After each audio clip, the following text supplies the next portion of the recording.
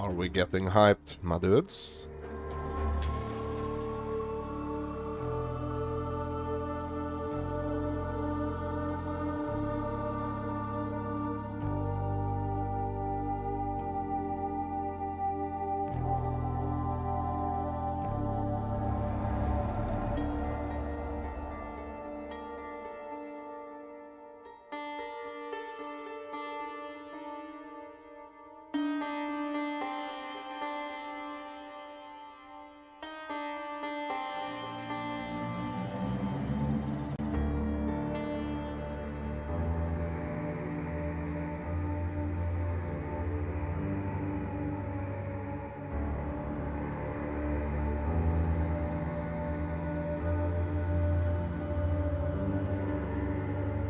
Are we getting excited? Bro,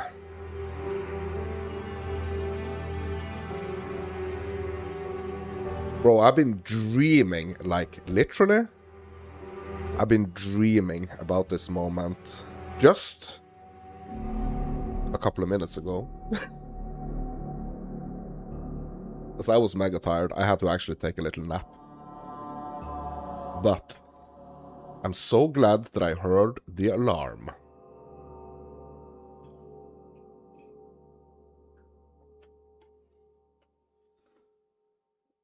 Oh my god, 11 minutes, bro. This time it's actually been kind of fast, like from when it was like 7 days until like reveal day, and up until this point, bro.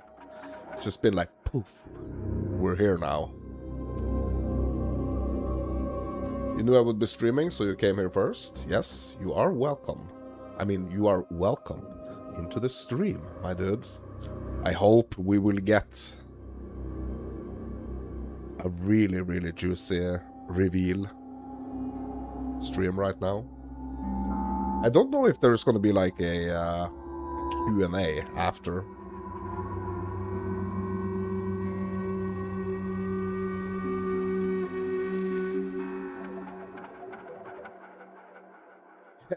The reveal is that it's going to be another 6 months, bro. Let's hope not. So the thing is that the last patch was actually going to be... Like, I think they hoped that 0.4, so the current patch, was actually going to be this patch. But things were kind of like delayed. Yeah, I have so many, like... things that I hope for, but going by the teasers and going by like what most people think, I guess it's like a huge rework of like a lot of the current league mechanics. It's gonna be like the main thing here.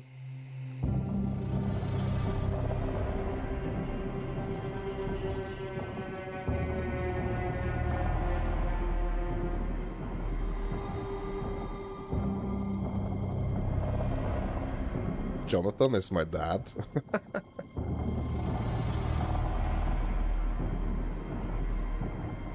PoE 2 mobile, bro. No. I think that's gonna be like an exile con thing. The last exile con, which was like when? Was it in 2023?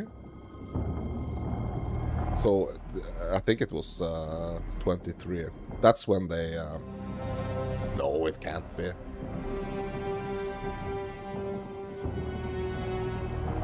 When was last exile? Oh.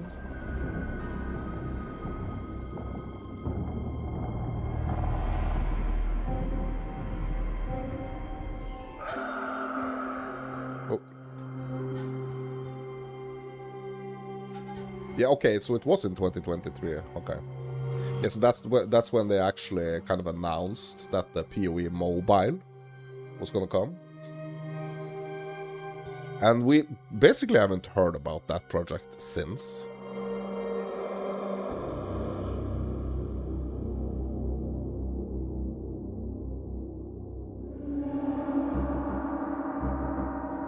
Big reveal. PoE Mobile, don't you all have phones? Yeah.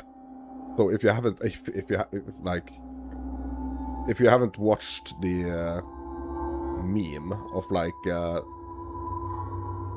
Diablo Immortal, don't you have a mobile meme? I mean, you should go watch that right now.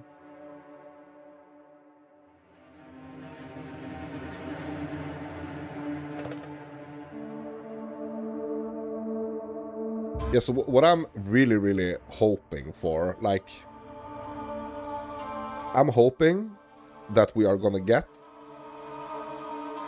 reworks of basically all the kind of lacking league mechanics. In my opinion, that's like pretty much all of them apart from like Abyss and Temple. I'm also hoping that we will actually get a new class. I mean, it's going to be a long time. Like, if they don't plan any patches between this one and 1.0, I mean, we're going to have something to tinker with. I think, like, just doing the endgame rework, I don't know if that's going to be enough, because people were actually kind of expecting this last patch, so people are expecting more. I'm really hoping for a new class. A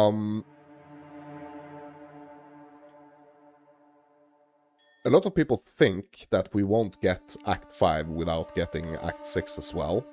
So that means that if any new acts is dropping in this in 0.5, they're gonna drop both 5 and 6.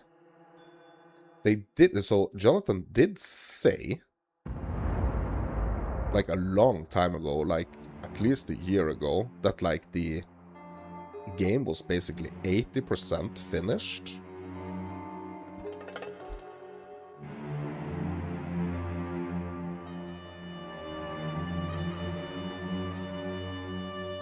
You want a super unexpected surprise? Yeah, bro. Me too. So I want to get hyped of what I'm over what I'm kind of expecting, but I'm also hoping for a really unexpected surprise.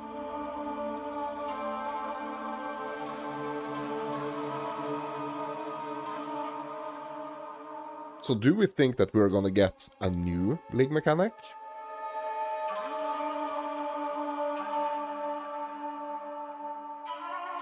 Are we gonna dare to hope for that?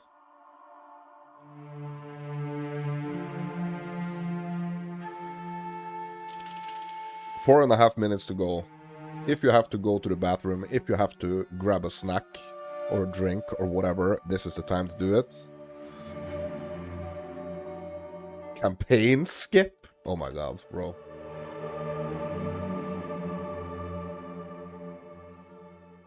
So, like, I know where I sit on this, but I know a lot of people want the campaign skip. I just don't think it's gonna happen. I think too much of the identity and also of the game, and I also think that they really want this campaign to be super good. Question is it gonna be kind of shortened? Because that would be like kind of a middle ground, you know? Campaign skip at least for alts. Yeah.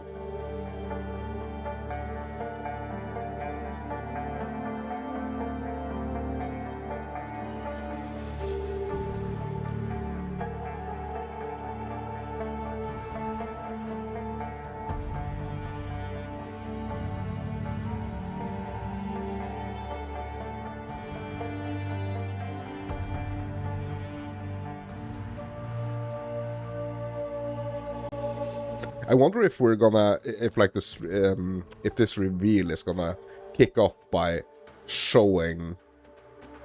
So we've been getting like 4 teasers, right? I wonder if it's gonna kick off by kind of like connecting all those teasers into one cohesive thing with a lot of stuff that we haven't seen yet.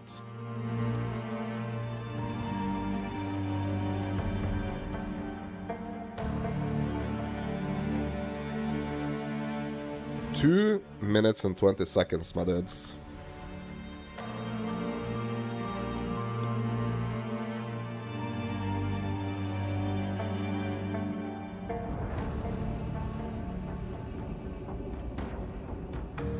Get your popcorn.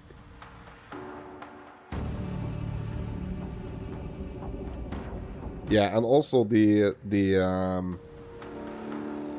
new weapon type. A lot of people are speculating. Are we finally gonna get the swords? Maybe daggers?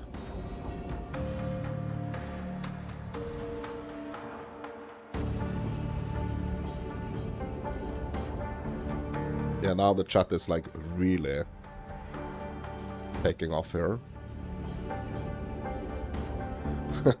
now there's almost not even a point of actually trying to read the chat. Log in, log in, log in. 1 minute, dudes. Let's pray for no technical difficulties. Let's pray for a clean freaking reveal.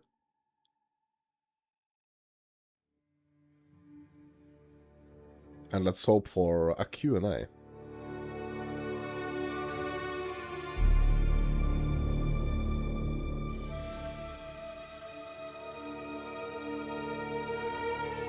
"40 seconds, my dudes. Oh my god, I've been waiting. It feels like I've been waiting for this since... yeah, at least like 6 months. 30 seconds, my dudes. Let's go.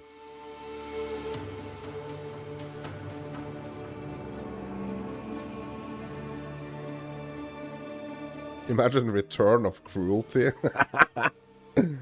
Yeah. Yeah, imagine if they say, "Gotcha, boys. So, we're not gonna be doing any Act 5 and 6. We are gonna go back to the old Cruelty version." 3, 2, 1. Here we go, my dudes. Hi, I'm Jonathan Rogers, Game Director on Path of Exile 2, and welcome to GGG Live. Woo! We have a huge amount of stuff to share today, so it's going to be a good one. Oh, yeah. Drops are enabled on today's live stream. Oh, yes. Claim the Red Queen's font hideout decoration by following the instructions below. Okay, so with that out of the way, time to roll the trailer for Path of Exile 2, Return of the Ancients. Okay, so this is the trailer. Those in darkness, who once lay dormant, now return.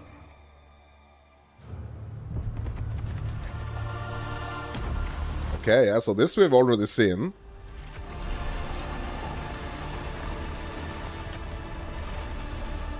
We who came before rise again. Behold, the first edict. Ooh! What? New endgame quest? Origins of Divinity? 30 new endgame areas?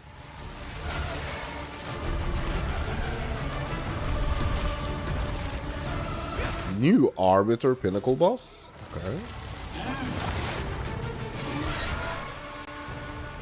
New endgame quest? Ritual reworked? Confirmed?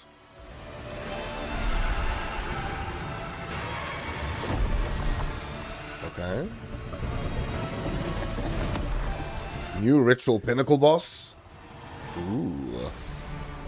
New endgame quest? Waking the Dreamer? Bro, there's gonna be quests? Genesis tree crafting?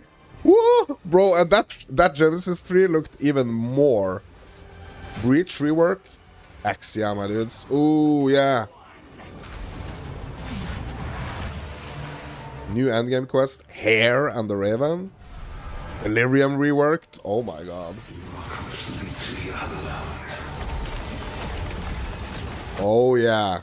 Yeah, now that looks a lot better for Delirium, bro.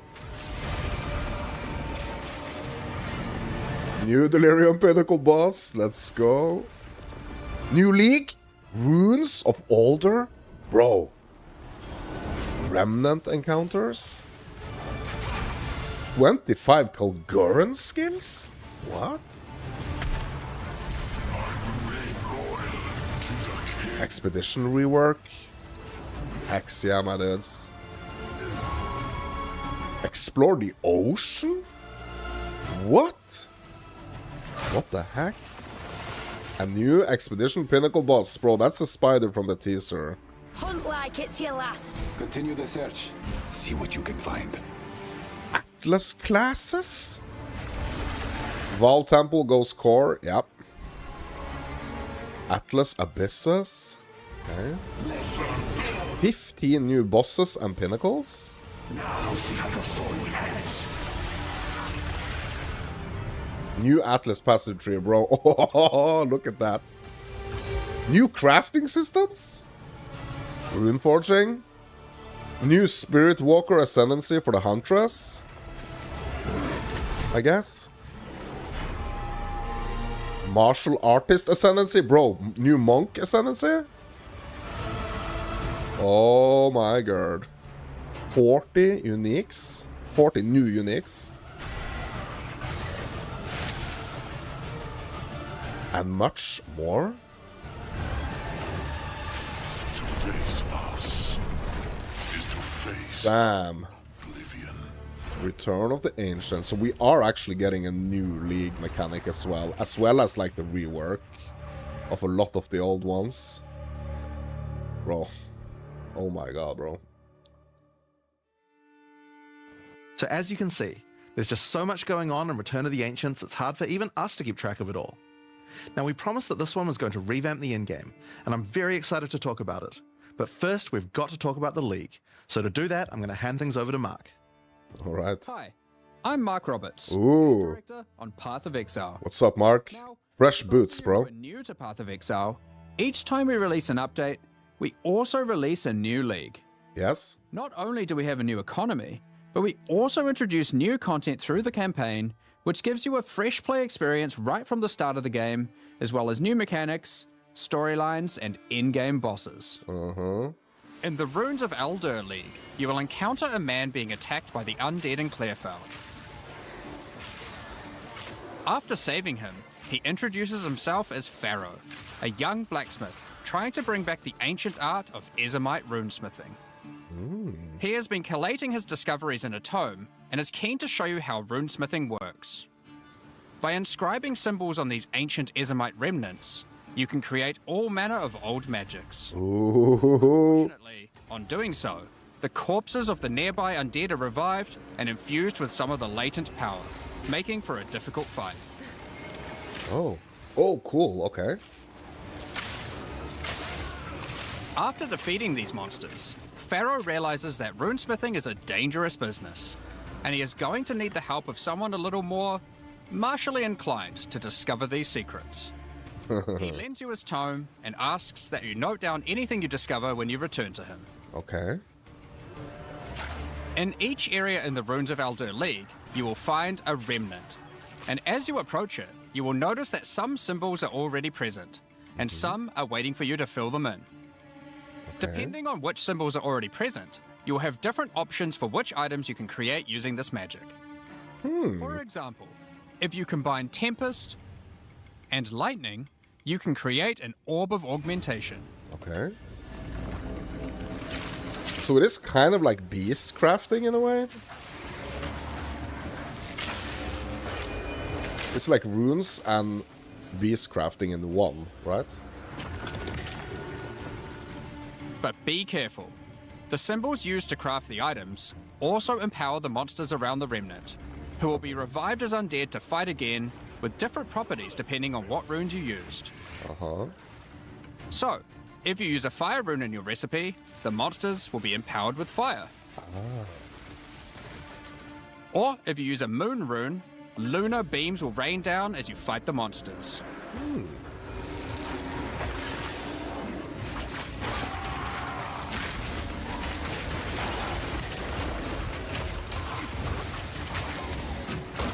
So it's basically the Rune League. After the fight, break the remnant to receive the item you crafted. As you get higher level, you will start to find remnants with more slots for more runes, allowing you to craft rarer items. Cool. As the number of slots Yeah, increases, socket balls. more waves of monsters will be added, with each wave being empowered by more and more of the runes.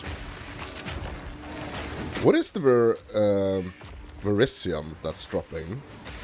And this can get pretty dicey, because some of the runes can have powerful effects.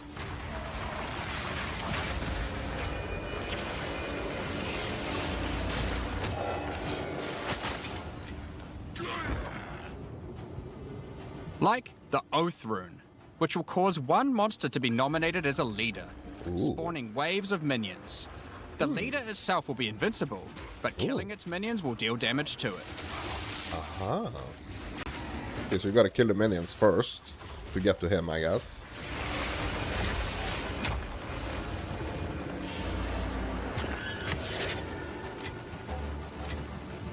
Some recipes can get pretty large, requiring 6, 7, or even 8 runes. But don't worry, you won't have to remember them. Pharaoh's runecrafting book will record all the options, allowing you to simply pick which one you want to craft, given the existing runes that are already on the remnant. Interesting. To Deterministic expand your knowledge and crafting. to allow you to craft more items, Pharaoh has asked that you keep an eye out for signs of runic magic around Rayclost.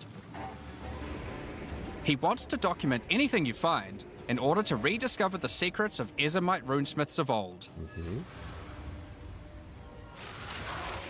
The first of these can be found in Ogham, and reveals to you an ancient secret, buried deep underground. Okay. The runic magic which the Ezomites believe to be their own is actually of Kalguran origin. Yeah, so it is kind of tied to Expedition. Thousands of years ago, the Kalgurans came to Rayclass to find sources of Verisium, a metal on which engraved runes allow control over reality. Pharaoh is determined to learn these ancient ways and gain mastery over them. If you can bring him more Verisium, he will be able to use it to smith power into any armor, granting you Runic Ward, the power Runic harnessed Ward? by the Kalgurans since ancient times. What? Runic Ward is a new resource that protects you from death. Oh my Should you run out of god. life, your Runic Ward will kick in, sustaining your body until your life can return. What? It effectively acts as an extra life pool. Of Bro. course, should you take enough damage to run out of that, you will still die. So basically it's like a Every cheat single death piece of armor in the game can be upgraded this shield. way. Even uniques. even unique? Some are just a strict upgrade, giving Runic Ward with no downside. Others are more extreme, sacrificing defenses to get a much larger amount of Runic Ward. Oh. There are even some that add new modifiers to uniques entirely, making them much more viable for higher level play.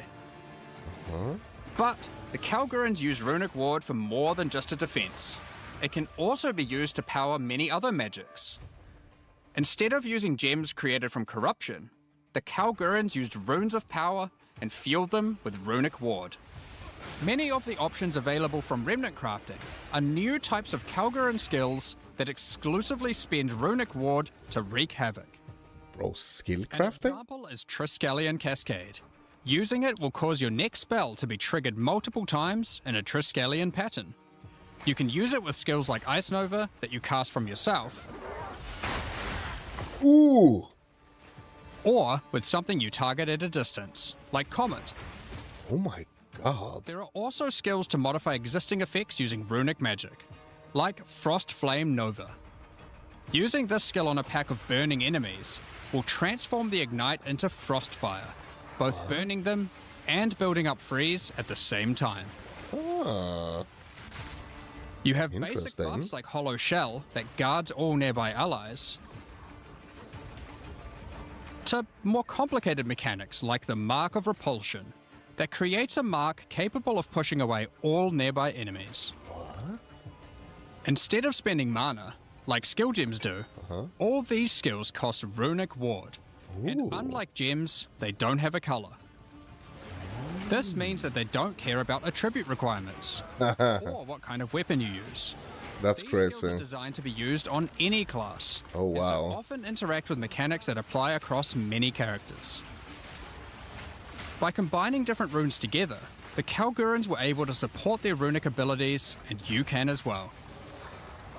There is also a set of runic supports that can be combined with regular skill gems in interesting ways. Runic supports. Concussive runes allows you to add these concussive shockwaves to any skill that stuns, Oh, wow.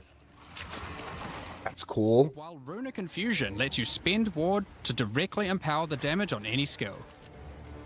Now, there are other quests during the campaign too that unlock even more interesting crafting methods.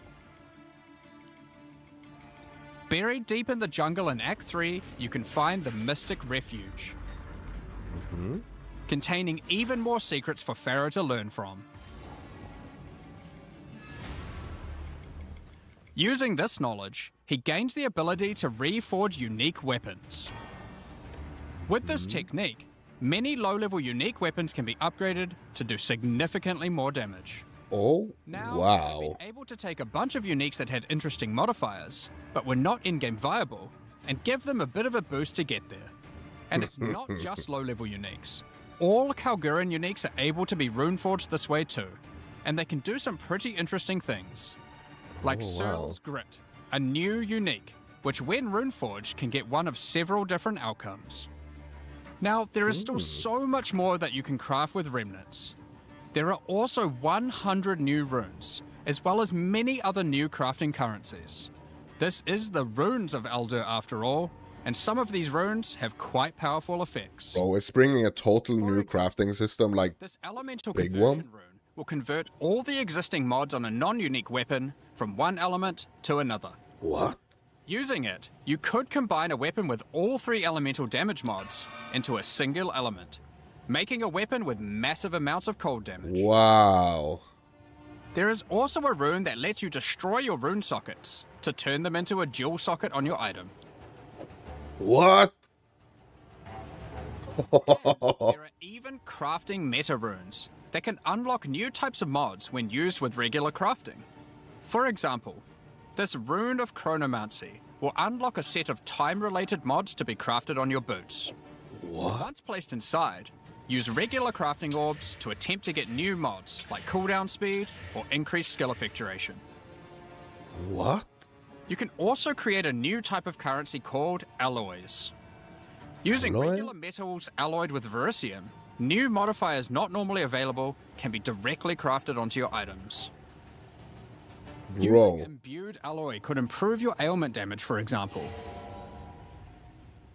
There are honestly so many options here that unlock all sorts of crazy crafting projects. Bro. So I think people will be experimenting with these for a long time. Once you get to King's March in Act 4, Pharaoh finally meets Danig, a real Kalguran runesmith. And riddled with excitement, he wants to learn how to merge modern Kalguran techniques with the ancient knowledge that he has found. From here on, Pharaoh joins in the Kalguran expeditions that Danig has been leading. With the ancient knowledge that Pharaoh brings to the table, the Kalguran expeditions that Danig has been going on will change significantly. Oh, wow. For those of you who haven't played it, the Expedition League mechanic involves carefully placing explosives, Yep. uncovering the buried dead, and recovering verisium from them. By choosing where to place the explosives, you can choose which kind of challenges you would like to face, or rewards you would like to claim. But unlike before, expeditions now contain the remnants from Runes of Eldur, Wow. allowing you to do some specific crafts along the way using What? the new League crafting mechanic. Bro, so you can choose what to get from One very important difference from the simple remnant encounters, though, the runes? is that the empowerments that the remnants grant apply to every monster down the explosive line for the rest of the encounter, stacking together. This can lead to some pretty extreme situations. If you stack too many remnants, you might be in for a fight beyond your abilities, but the rewards can be very worth it. Oh, yes. Each mod on the monster is improving the items that they can drop. Oh my god, bro. Once you get to the endgame, you will find that the atlas has changed substantially. To the south, you will now find the coastline of Rayclast, with the ocean beyond. Kingsmarch has not fared well after the Cataclysm, and lays in ruins. Rog's shop has been destroyed, but he is much more concerned about his wife, Gwenyn. He would like to launch an expedition deep into the ocean to find her, and this begins a new major mechanic for expedition, exploring the ocean. Oh my god. Previously, a logbook was a single encounter. Boat League? Now, using a logbook, you can send ships to explore an area of the ocean to the southeast. Oh yes. That's so good, uncovering a range bro. of islands to begin your search for Gwenyn. You can hop from island to island, doing many new encounters. Oh There are wow. islands with expeditions, grand expeditions,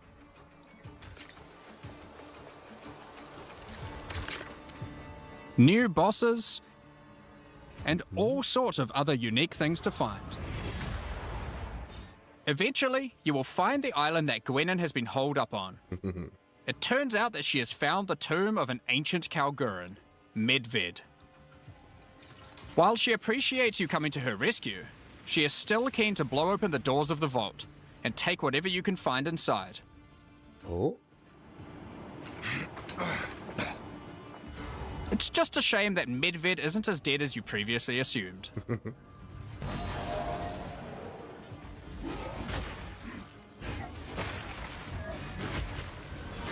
Now, after you have defeated Medved, you will find another logbook.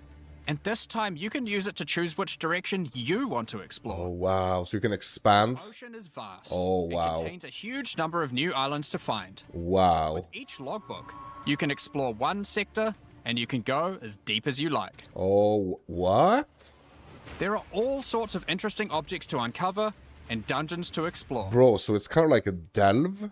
Many of the islands have Insi- expeditions with totally new mechanics. Like a delve mechanic For inside the expedition mechanic? Here is a volcanic island with voltaxic sulfite. Blowing up the sulfite will unleash extra waves of enemies. But there is also this wall with a suspicious light coming from behind it. On blowing it open, a giant ogre comes Ooh. out, and he is determined to eat as much sulfite as possible. What? The more sulfite mounds that you have blown up, the more empowered and the more rewarding he will become. Okay, so you can kind of like choose the difficulty on this one. These islands contain all sorts of little secrets that you can find and blow up.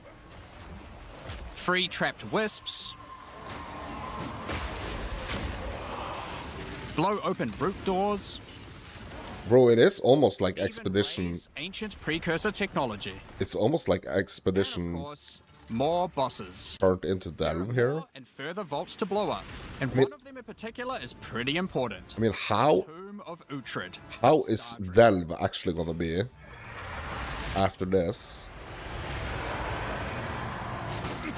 A star drinker? Uhtred was responsible for calling down the meteors of Verisium, which the Kalgurans used to power their ancient magic. And upon defeating him, he calls down a truly gigantic one into the ocean nearby. What?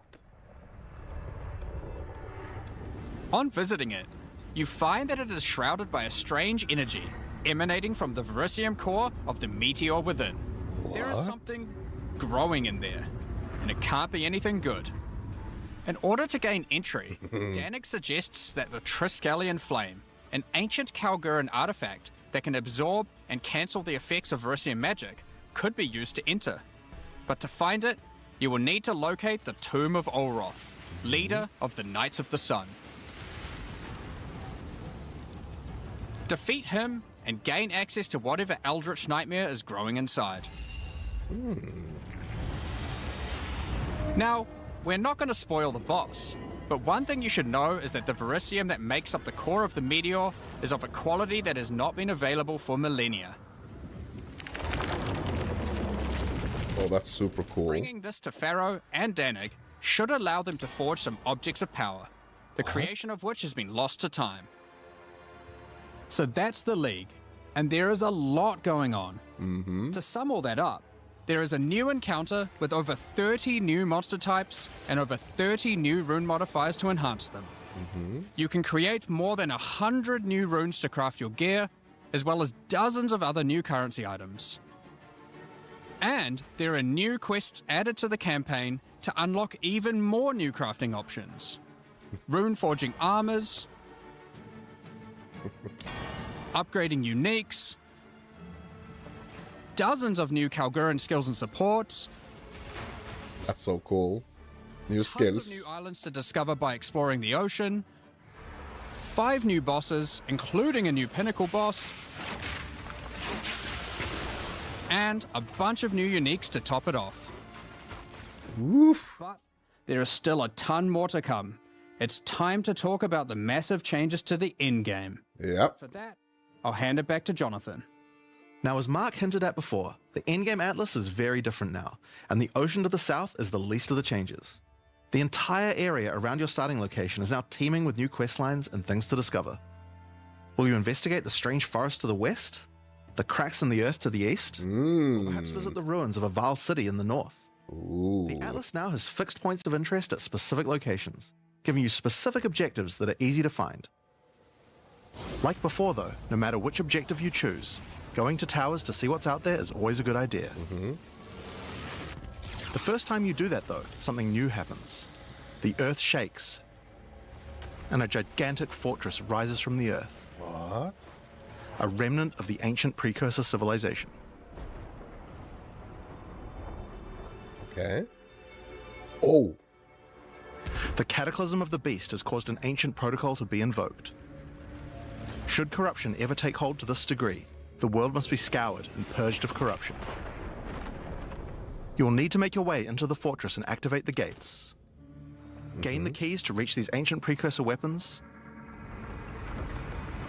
and disarm them.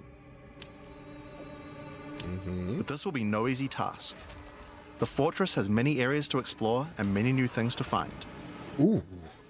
What You'll was power that? ancient machines. Fight new and deadly foes. Huh? Discover many new areas. Is this Citadel rework? And uncover some dark secrets. Now, the Fortress is the first of the new full endgame storylines that we're adding in 050, and there's a lot going on with it. But not only that, it has some pretty cool new mechanics as well. The areas inside the Fortress are special. Many of them have new mechanics or rewards that they grant. Like this map, where all the rares are contained in essence crystals. Interesting. Or this one, which replaces all monster packs in the area with strongboxes. What? Or this one, which spawns an Ismeri spirit that always moves on from a rare after you kill it, allowing you to chase it through the entire map. Oh, wow. But that's kind of cool, so you can make the entire map like wisp infused. That's interesting. Just like the normal areas of the Atlas, you'll need to fight the map boss of each area to complete the map. Uh-huh. Unlike a normal map, the ones in the fortress each contain precursor nodes after the boss, and activating these nodes will give you points for the new and improved Atlas passive tree. Ah, okay. Now, we had an Atlas passive tree before, but it was one of the areas of the endgame that just wasn't up to scratch. The Atlas tree now works quite a lot differently. We have significantly upgraded the kind of mechanics that you can find on the Atlas tree. Uh-huh. Like this one, that gives a chance to make rogue exiles you fight retreat from combat and move to an adjacent map. Oh. Before you fight them again, they'll upgrade their gear and come back with a grudge this time. Oh. Can you make them like There are also a lot force of nodes that escape? combine mechanics together in new ways. Like this one, which lets Ismeri spirits possess strongboxes. All the regular monsters that come out of them are touched by the spirit, and the rares are all possessed, giving you some incredible loot potential. Nice. Yeah, so kind of combining strongboxes and wisps. Yeah, that's a good idea. You get points from every single area you complete in the fortress. Oh, look at that. Unlike before, that means you can allocate the entire Atlas tree. Yes, this whole tree can be yours. This change is pretty Wow. since it allows us to be able to create many types of Oh, bonuses that's so we've cool. been able to create before. Bro. This one, which gives a chance for cities to be invaded by another faction, and can even allow it to contain 2 faction leaders, allowing you to get 2 crisis fragments. What? Done this kind of thing in the old tree, we would have wanted to spec into it before running a city map, then unspec out of it before running anything else. Oh Full my god. allocation, we can have cool bonuses like these. Now obviously we still want to make sure that you have choices that define your in-game Bro, atlas that's build. huge. So many nodes in the Atlas tree are now multi-choice. Everyone will get the node, but which bonus you choose to use is up to you. Uh-huh. Do you want your powerful boss maps to contain more essences, summoning circles, or rogue exiles? But there's also nodes that contain more unusual things. So for example, on this node you can It's so choose cool that you can if you get want to give all a of chance them. for shrines to instead be given to the map boss in the area, making them more challenging by What? dropping special loot. Would you rather give a chance to be given a shrine buff before entering boss arenas, making for an easier fight? Bro, that's so interesting. Now, I could probably nerd out about cool stuff in the tree all day, but we should probably get back to the fortress. Now, one of the really important things we wanted to do was make it so that all the boss fights in the endgame are now accessible with a quest line.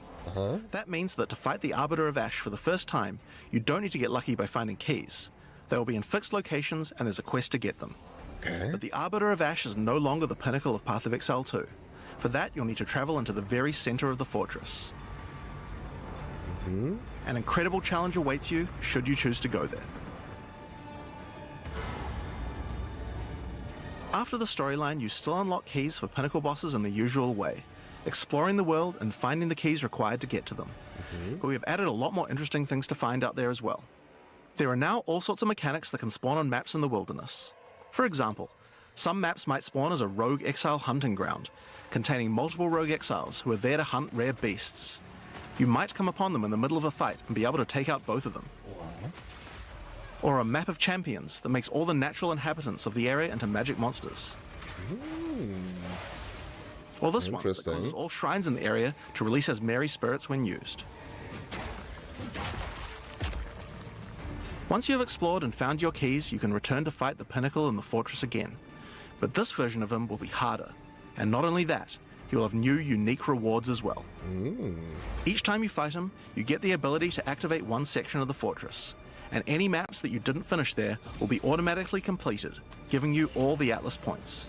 So if you're the type of player who doesn't want to explore the fortress, and instead just race out into the infinite Atlas, you still have a way to get all those points.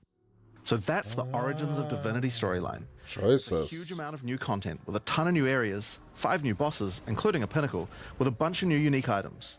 But not only that, it also completely revamps the Atlas tree, and includes a ton of new map mechanics that you can find both inside and outside the fortress. Yeah, like But customizing this is endgame. one of the new storylines. When? So let's talk about the next one now, Masters of the Atlas. Now earlier we talked about how the multi-choice nodes in the tree allow you to still have an in-game Atlas build, but we didn't think that was quite enough. You have an Ascendancy class for your passive tree. Why not an Ascendancy class for your Atlas tree? Well, that's where the Masters of the Atlas come in. What? Throughout Rayclast are many opportunities for those with the skills to find them. Atlas Masters are willing to train you in these skills if you're able to help them in return. One such master is Jado, a member of the Order of the Jinn, an organization that secures powerful artifacts to prevent them from falling into the wrong hands. Jado will send you on missions to investigate strange occurrences on the Atlas and recover the artifacts causing them. And for each one you recover, he will gain more trust in you and teach you more ways of the Order of the Jinn. At level 1, you could choose to massively increase the chance for rare and unique chests, or make it so that all map bosses drop an additional unique item, or make corrupted waystones have an additional modifier, Corrupted waystones? but at the cost of making them send you to a totally unknown location. Bro, that looked really cool.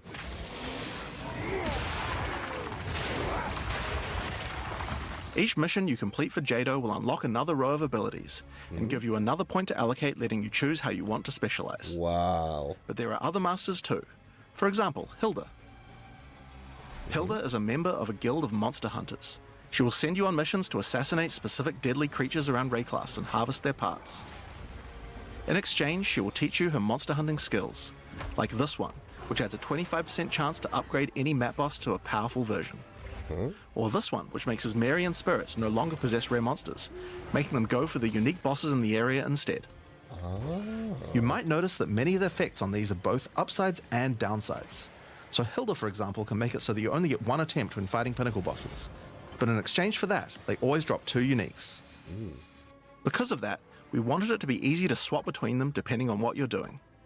As you unlock each master, they will appear on the side of the screen. Simply click whichever one you want to use to run the map, and all the bonuses you have selected for that master will be activated. This allows you to have a few different strategies that you can quickly pick between, depending on what you're running at the moment. Now, one thing that's been pretty obvious is that the endgame leagues we created when launching Early Access in 010 were not really up to the standard of the leagues we did since then.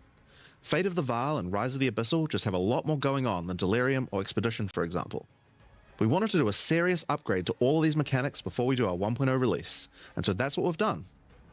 All 4 of the leagues we launched in Early Access have been upgraded with not only new quest lines, rework, but new mechanics, new crafting systems, new uniques, and new pinnacle bosses.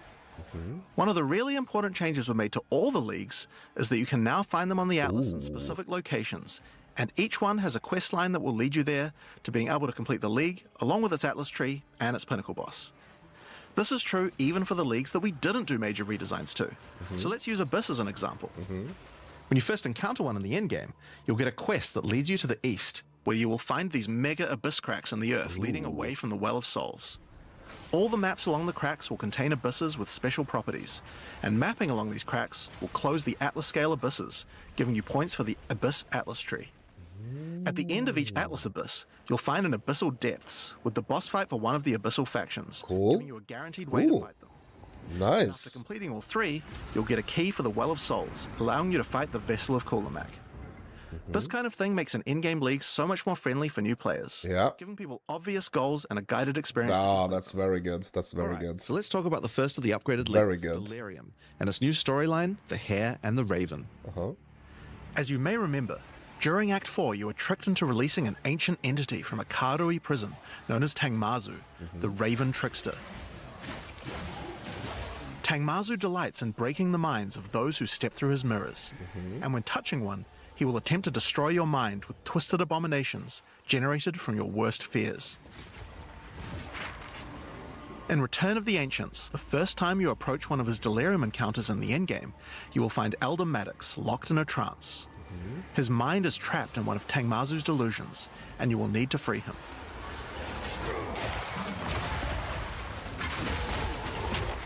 Once free, Elder Maddox demands that as you caused this problem, you should put it right.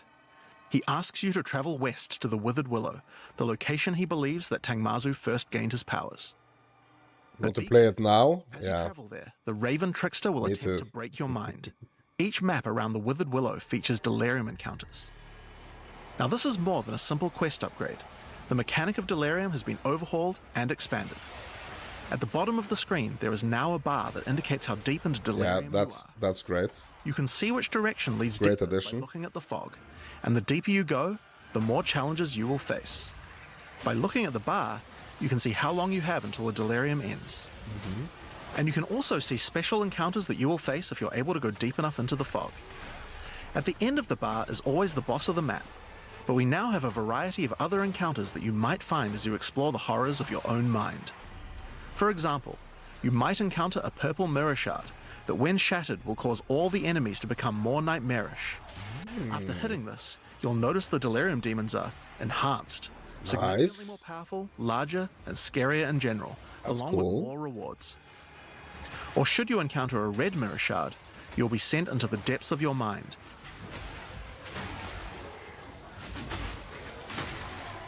And must escape it while fighting off hordes of your worst fears.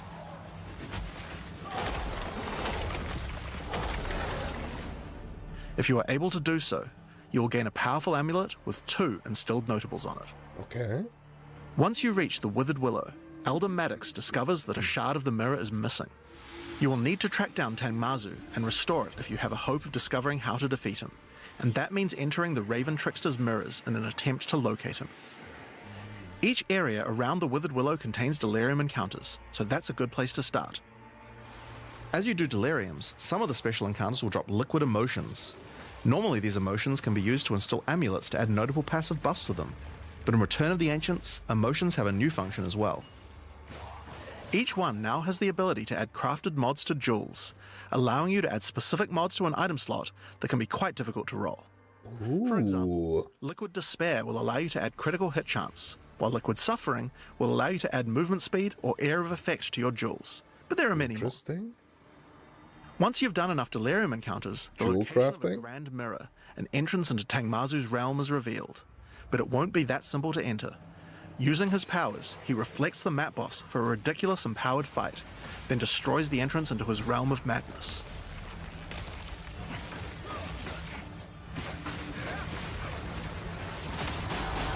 In order to find him now, you'll need to let the insanity fully into your mind.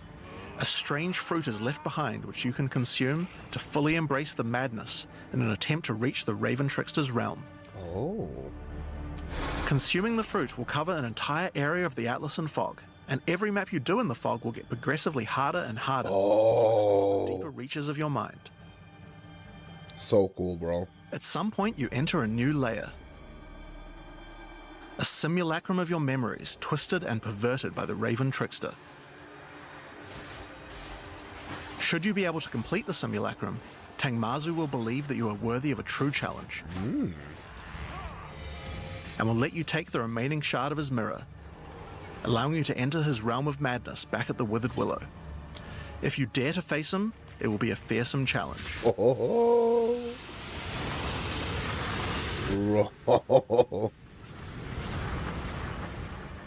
So, that's the new storyline of Delirium. As you can see, it's not only a questline, there are new mechanics, new crafting options, and new boss fights. But one question you might have is, what happens after? Well, once you've completed the story, Grand Mirrors will start appearing on the Atlas sometimes after completing Delirium Mirrors? encounters. After doing the Grand Mirror, you can select where on the Atlas you want to do your fruit-induced drug trip and get another key to fight Tangmazu. But this time, the fight will be quite a bit harder. And not only that, the fight will be able to drop a bunch of new uniques that were not available in the questline version. We'll show some of those later. After doing a Grand Mirror, the decision of where to spread the fog can be important, because there are some potent emotions that only come from certain map bosses affected by Delirium this way. Like all emotions, they can craft special mods onto jewels, but these potent emotions can create mods that you can't get any other way.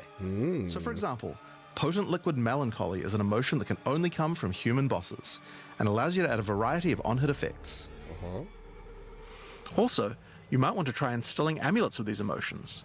They could have some interesting effects, with some powerful notables that do not normally exist on the tree.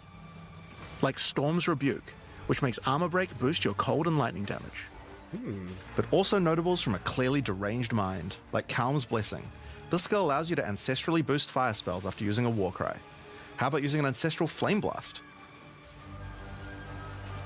Ooh. Now, just like before, you can also upgrade the League by getting points for a dedicated Delirium Atlas tree. But this now works in a much better way and has much cooler effects. The maps in the Delirium area of the Atlas give you Delirium passive points for completing them, so it's easy to see how to progress. Emotions are going to be New expensive. types of mirror shard encounters to your Deliriums. Like this one, which will pause the Delirium for some amount of time, allowing you to more easily get to higher depths. Or this one, which adds extra Delirium modifiers to monsters when you pick it up. There are also nodes that can add new types of drops, like this one, which modifies Simulacrum encounters to add special liquid emotions, which can craft time-lost jewels. And nodes that apply to the Atlas mechanics of the League, like this one, which causes the Grand Mirror to spread Delirium fog over a larger area of the Atlas, potentially containing multiple simulacrums. Alright, so that's the changes to Delirium. The core mechanic now includes a bunch of new things to find, new monsters to kill, and has new... I mean, it's so big. That's all that was like and over 20 new unlockable notables for amulets. just one Only that, a new rework. pinnacle boss with a bunch of new unique items, and a massively upgraded Atlas tree just for Delirium. I mean, it's so basically 0.5 is going to be like Still a lot more to come. a league where we basically When you get first do a breach in the endgame, you will find Aelith, one of the lot keepers of the flame. of like ancient order upgraded of league monks mechanics dedicated to preventing the and a High lot of Lord more from entering the crafting world. introduced. As you seem to be a keen slayer of demons, Aelith would like to recruit you to the Order, Yeah. and asks that you travel to their monastery to the south. On the way there, you'll start to encounter more breaches, and will notice one of the first changes to the breach. Bro, I love You still this have to kill breach monsters as rework. fast as you can to keep Not the gonna breach lie. open. But now you can visibly see how much time you have left to keep it open, and how each kill extends its duration. Once you've reached the monastery, you will learn more about the Keepers. In the 25 years since the events of Keepers of the Flame in Path of Exile 1, the war with the Hiveborn has not gone well, and they have managed to establish a foothold in the world nearby. A gigantic area has fallen to the Scourge, and the Keepers are unable to get inside. Inside the monastery Bro, is the Genesis a tree. powerful asset to the war effort, stolen from the enemy and gifted to the Keepers by the Dreamer himself.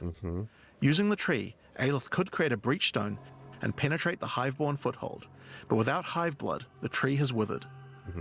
To get Hive Blood, you will need to take advantage of another new mechanic of breach. If you can keep the otherworldly portal open for long enough, the breach will stabilize. Yeah, so this is enter a new phase. basically how the mechanic is in PoE 1. Will send their toughest The rework. miscreations to defeat you, and the breach will not close until you can annihilate them, dropping Hive Blood that you can use to restore the Genesis tree. Yep. And also the womb gifts. In some cases, you may even attract one of the deadliest foes the Hiveborn can offer, a Marshal of Zesht. These monsters also drop womb gifts, and if you take these to the Genesis tree, they can be used to craft items to help you in the war against the Hiveborn. Yep. Given that 25 years have passed since the beginning of the war, the tree has grown and withered many times, but with each cycle it learns and expands its abilities. When you first open the Genesis tree, you will notice these holes into which you can place your womb gifts. Bro. Each womb gift can be used to create a different type of jewelry and must be fertilized with Hive Blood. So for example, you can place this amulet womb gift into the tree and it will give birth to a random rare amulet. But the Genesis tree is capable of much more. Oh, yes. As you continue to feed the tree, its branches will Bro, can we get the limbs? allow you more and more control over what kind of items it will birth. So for example, this branch of the tree will allow you to control which base types of amulets can be birthed.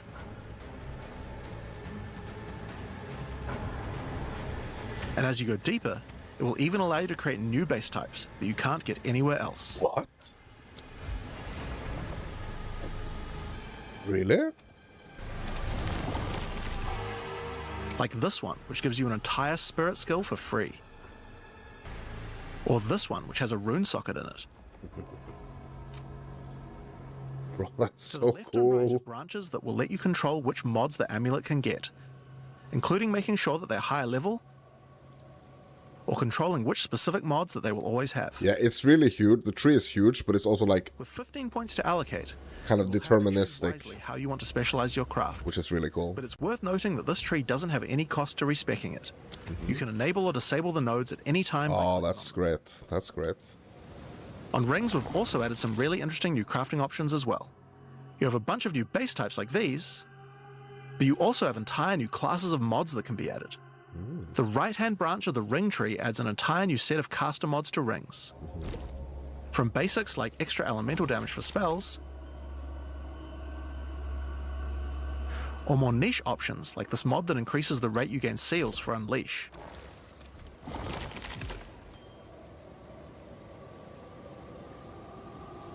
And on the left-hand side, you can unlock an entire new set of mods for minion characters. Yeah, so you can really, really like... This stuff is actually pretty important. It feels because like the casters and league minion builds mechanics often are have now slots with in a interesting very item good crafting place. compared to attack builds. The Genesis tree narrows that gap. There are also trees for belts and currency. I won't go over them too much here, but there are all sorts of goodies in these, But no limbs, I like guess. being able to create new catalysts for jewels, or a belt that gives lightning damage. Once you've done enough breach encounters, you may finally get a womb gift capable of birthing a breach stone.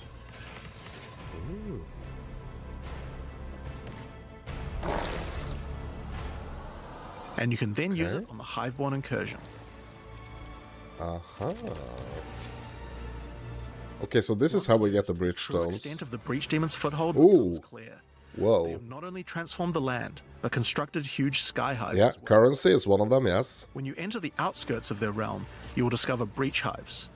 Using the power of the Keepers of the Flame, these otherworldly structures can be burned away when walking through them. Okay, cool. So we're gonna have hives. More of the Hiveborn will attack when you attempt That's really to purge cool. the hive. Yeah, now we get the waves. We have to defend Aelith. These encounters are particularly rewarding for womb gifts, so you'll want to do as many of these as you can. Yep.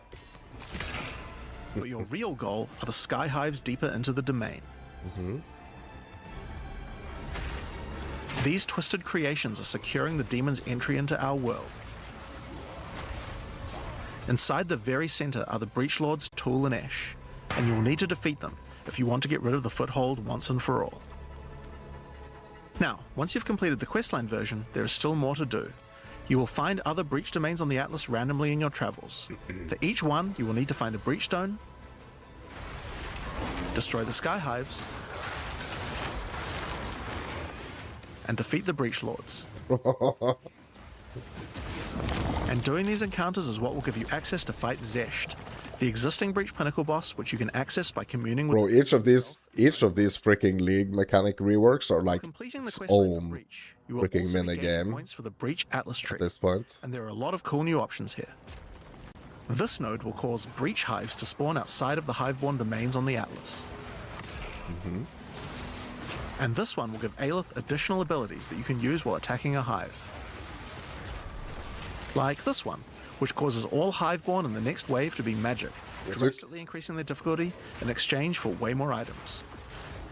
Bro, it's There are so also cool. nodes that allow you to The control way you can like this one, customize on the which fly gives is a set of insane. to the Marshal of Zesht.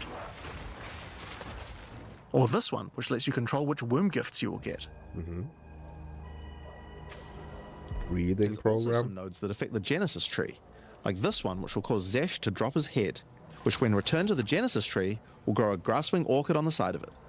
You'll have to experiment to find out what this thing is good for. What? Putting rings on its fingers seems to make it happy. Oh, what? So that's a rundown of what you can expect from the new Breach questline. Oh, There's a what? new stabilization mechanic for breaches, hive encounters, and hiveborn incursions. Bro, in the it's Atlas. so We also have a much huge new crafting more system deep. and new bosses as well. Alright, so let's talk about the Rite of the Nameless storyline next. When you first complete a ritual in the endgame, Aoife, a lost spirit, will appear.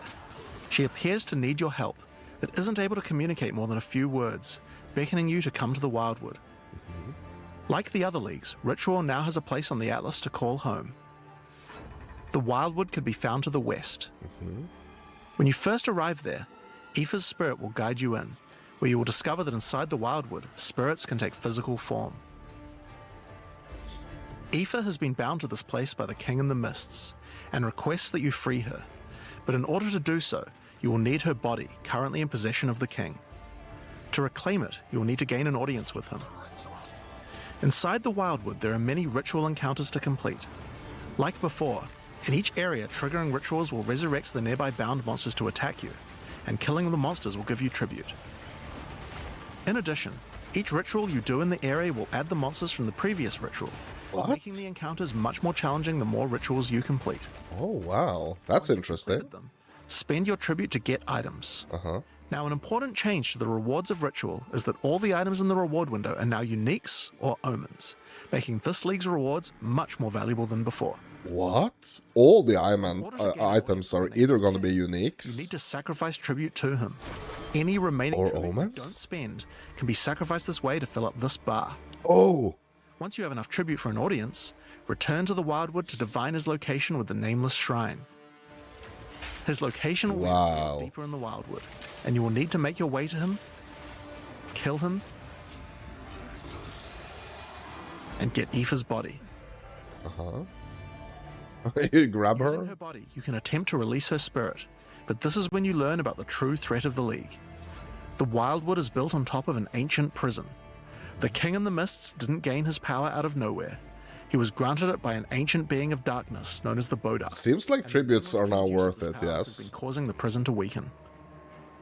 In order to prevent the Bodark from entering the world, a champion will need to enter its prison and beat him. Bro, is that a dagger? But those with a name are unable to survive there. In order to do so, you will need to transfer your name to another with a new mechanic in the Ritual League, the Rite of the Nameless. The rite will begin in a nearby forest. At first, it appears to be a regular ritual encounter, but that will soon change. The final ritual of the area will include the map boss. Oop. Careful. and defeating Okay. them will give you a piece of the effigy onto which you will transfer your name. Okay. But the ritual is still not complete. Once the map boss is defeated, the atlas will open, and you will need to pick another adjacent map to continue the ritual. During the rite, each adjacent map will have different rewards to tempt you.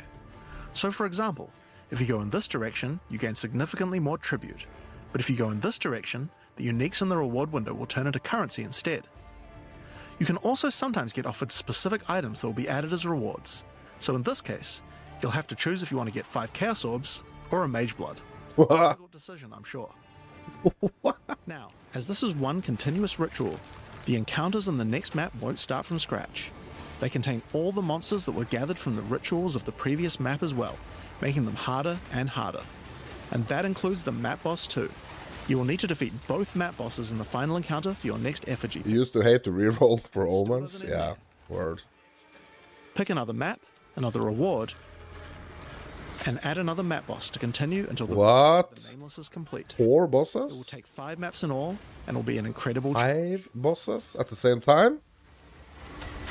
But once complete, you can return to the Wildwood to perform the final rite. Transfer your name to the effigy, adorn the crown of the Nameless King, and enter the prison. Off to the pinnacle? Now, of course, once the pinnacle boss is complete, the league doesn't end there. As you do rituals on the Atlas, you can continue to give tribute to the King in the Mists for another audience.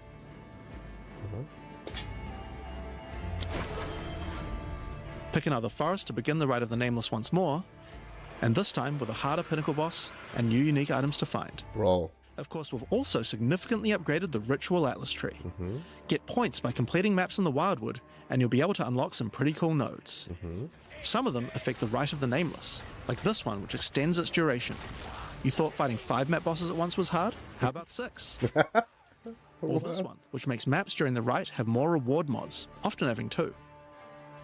You also have nodes that allow things to combine with other content, like this one, which gives a chance for rituals to be created inside summoning circles, adding a random boss to the ritual encounter. Oh.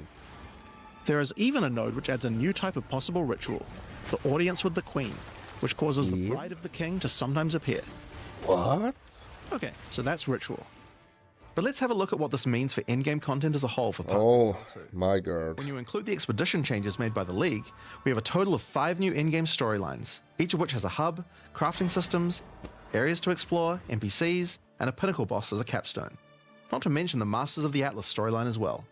But more importantly, you now have immediate quests as soon as you arrive at the endgame, and goals with obvious progressions that you can see how to finish. Each in-game questline has a progress bar that you can pop out from the side of the Atlas screen at any time that shows you how Interesting. far through you are, and buttons that will take you to the hubs for them. Overall, it's just a way better in-game experience with a significant number of fun objectives to complete. But just in case you didn't have enough goals, we did have one other thing that you might want to complete this league. These are called challenge leagues after all. Where are all Bro. the challenges? Challenge League? Well, players of Path of Exile 1 will be used to the fact that each league comes with a series of challenges Oh, yes. in order to prove that you are indeed the best. Oh, We haven't yes. done these yet in Path of Exile 2, but it's time to change that. Yep, let's If go. you're able to complete them, you'll earn pieces of the Knight of Elder armor set. Opening the challenge screen will show you a series of 8 challenges.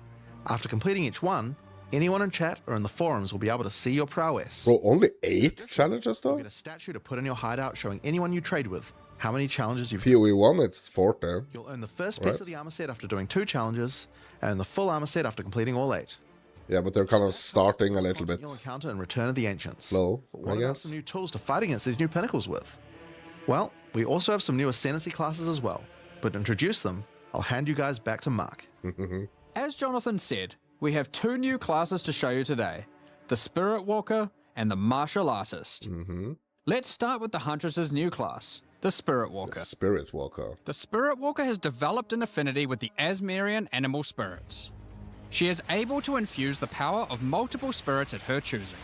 On the bottom part of the class, you will find paths for each wisp you would like to commune with, be they primal, vivid, or wild. Each one can give you different abilities that align with the stag, owl, or bear. Each ability gives you a method to become possessed by wisps of that type, and a new ability when you spend them.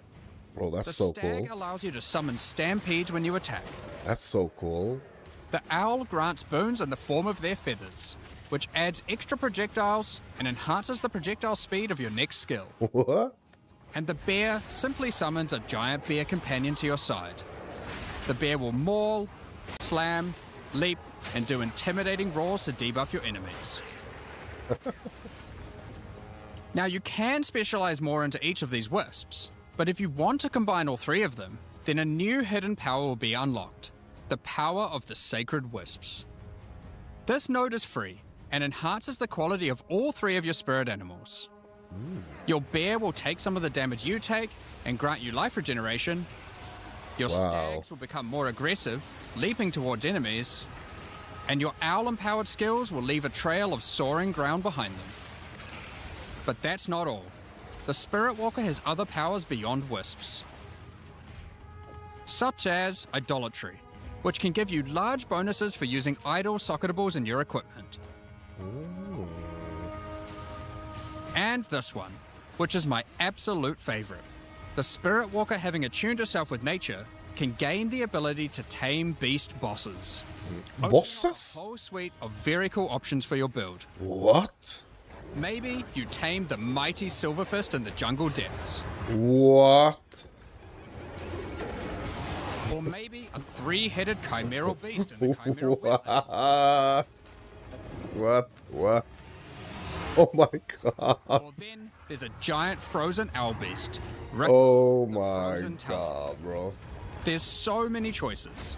You're going to have to experiment a bunch with this one, and I'm very excited to see what bosses you all choose to have as your trusted boss companion. Oh my god. Next up, we have the Monk's new Ascendancy class, the Martial Artist. After decades of training, It's a Huntress Ascendancy. the 7 hollow techniques. Channeling hollow force This is Monk though. allows the martial artist to create illusions of himself, which then use a skill of your choosing. Perfect for turning skills with less area of effect into ones that can obliterate packs with ease. Should you find yourself overly vulnerable while channeling, you might want to take Way of the Mountain, which causes you to be covered in stone when you immobilize enemies, mitigating large amounts of damage. This can even enhance your attacks too. By hardening your weapon in stone, you can deal even more damage. After taking Hollow Focus technique, you can manifest your spiritual energy into objects. In this case, bells, which will appear around the martial artist and can be shattered by any of his attacks, even ones from the Hollow Form technique earlier. Hollow Resonance technique furthers that by adding a manifested bell to your back, which rings each time you deal a critical strike, damaging all enemies around you. Through all the martial artist's thorough training, he has mastered the flow of internal spiritual energy too, and has engraved runic tattoos around his meridians. By doing this, he can gain the benefit of extra runes. Just open your inventory and add the runes. There is one that counts as a helmet, 2 as a body armor, 1 as gloves, and 1 as boots. What? Finally, your hands, the ultimate expression of a master of the martial arts. Taking Way of the Stone Fist will cause your gloves to become a new base type when equipped. Each modifier on the original pair of gloves has an equivalent, more powerful, and more impactful modifier. For example, these gloves add some physical damage, cold damage, lightning damage, some resistances, and life gain on hit. Now, when I equip these, they become literal fists of stone, and not only grant me a bunch more evasion and energy shield, they now also grant a lot more damage, some maximum resistances, and a significantly higher amount of life gained on hitting enemies. With all the different rune combinations you could do, and the different modifiers and gloves, there's a ton of different build options, and we're looking forward to seeing what you can come up Oh my god, bro. Now, with so many new bosses in Return of the Ancients, of course we want to have a huge number of unique rewards. There are some pretty cool things in here, so we wanted to show you a few of them. Twisted Empyrean is a two-handed mace made from the purest of Verisium, combined with the beast's corruption. It converts all of your mace's skills fire damage to cold, and visually does so too, turning your volcanic fissures into glacial ones. What? This mace also comes with its own built-in skill, Starborn Onslaught. Using Glory, you can leap backwards, throwing your mace at the ground, creating Verisium fissures, before calling behind it a storm of cold metallic bolts from the stratosphere. Whoa. Next, we have Eventide Petals, an amulet that not only grants runic ward, but also comes with its own reservation skill, Midnight Zenith. This skill causes your critical hits to grant Arctic petals that hover around you. Once you have acquired enough of these petals, they will be consumed, creating a floral ice crystal near an enemy. Then, destroy that crystal to do devastating cold damage to everything around it. Wow. The Raven's Flock is a staff perfect for minion characters. Not only does it grant spirit reservation efficiency and minion damage, it also allows your minions to inflict grueling madness on hit, slowing enemies and making all other Yeah, make uniques great again. maximum crowd control. That's not where this item shines though. It grants a skill called Spiraling Conspiracy. This skill causes a flock of ravens to circle you, dealing damage over time to anything near them. Killing enemies, or just by standing near unique enemies, causes the flock to grow, getting larger and larger. For you PoE 1 players, you can think of this just like a Raven Righteous Fire. That's not all, however. What? These ravens are also minions, so they fully scale with minion damage and come with their own command skill, Mad Flight. Wow. Yeah, that's This command yes. skill causes your block Yes. to create a tunnel Yes. of deathly damage between a set of illusory mirrors, obliterating any What's really cool about this is that, like, I've been wanting the uniques. Like, I've been wanting to try to make builds specifically around instilled with the uniques. purest of fear. Equipping these causes your enemies to become terrified of you. I feel like we're kind of like moving These in gloves that cause you to direction. gain stacks of fear incarnate when you cull enemies. To aid in your culling, these gloves also come with the skill Crushing Fear. This is similar to the monk skill Killing Palm, except it deals chaos damage, and the amount of damage and area of effect scales drastically based on the power of the enemy. Oh my god.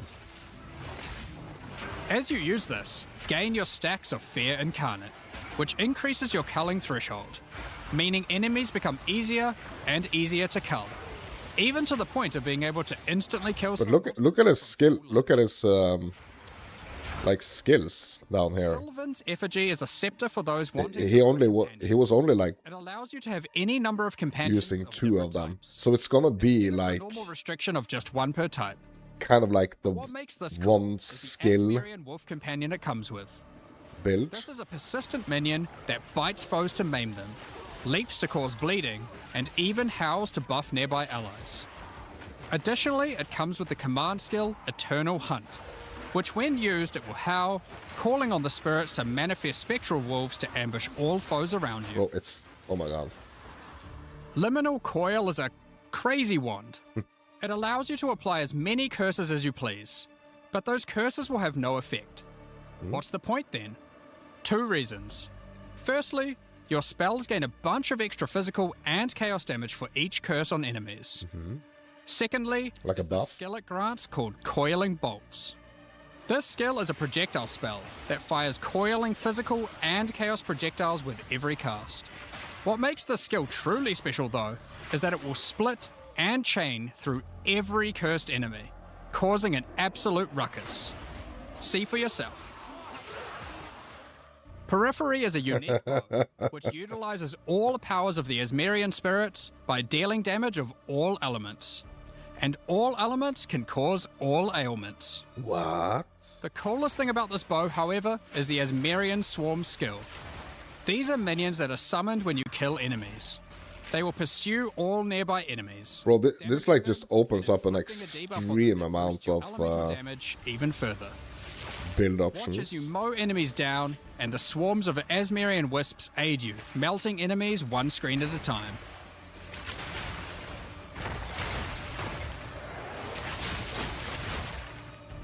The Ordained is a new spear, mastering in physical and lightning damage, with high critical strike chance too. This spear allows you to leech life not only from physical damage, but lightning too. Ooh. It also creates a fragment of divinity nearby periodically. What are those?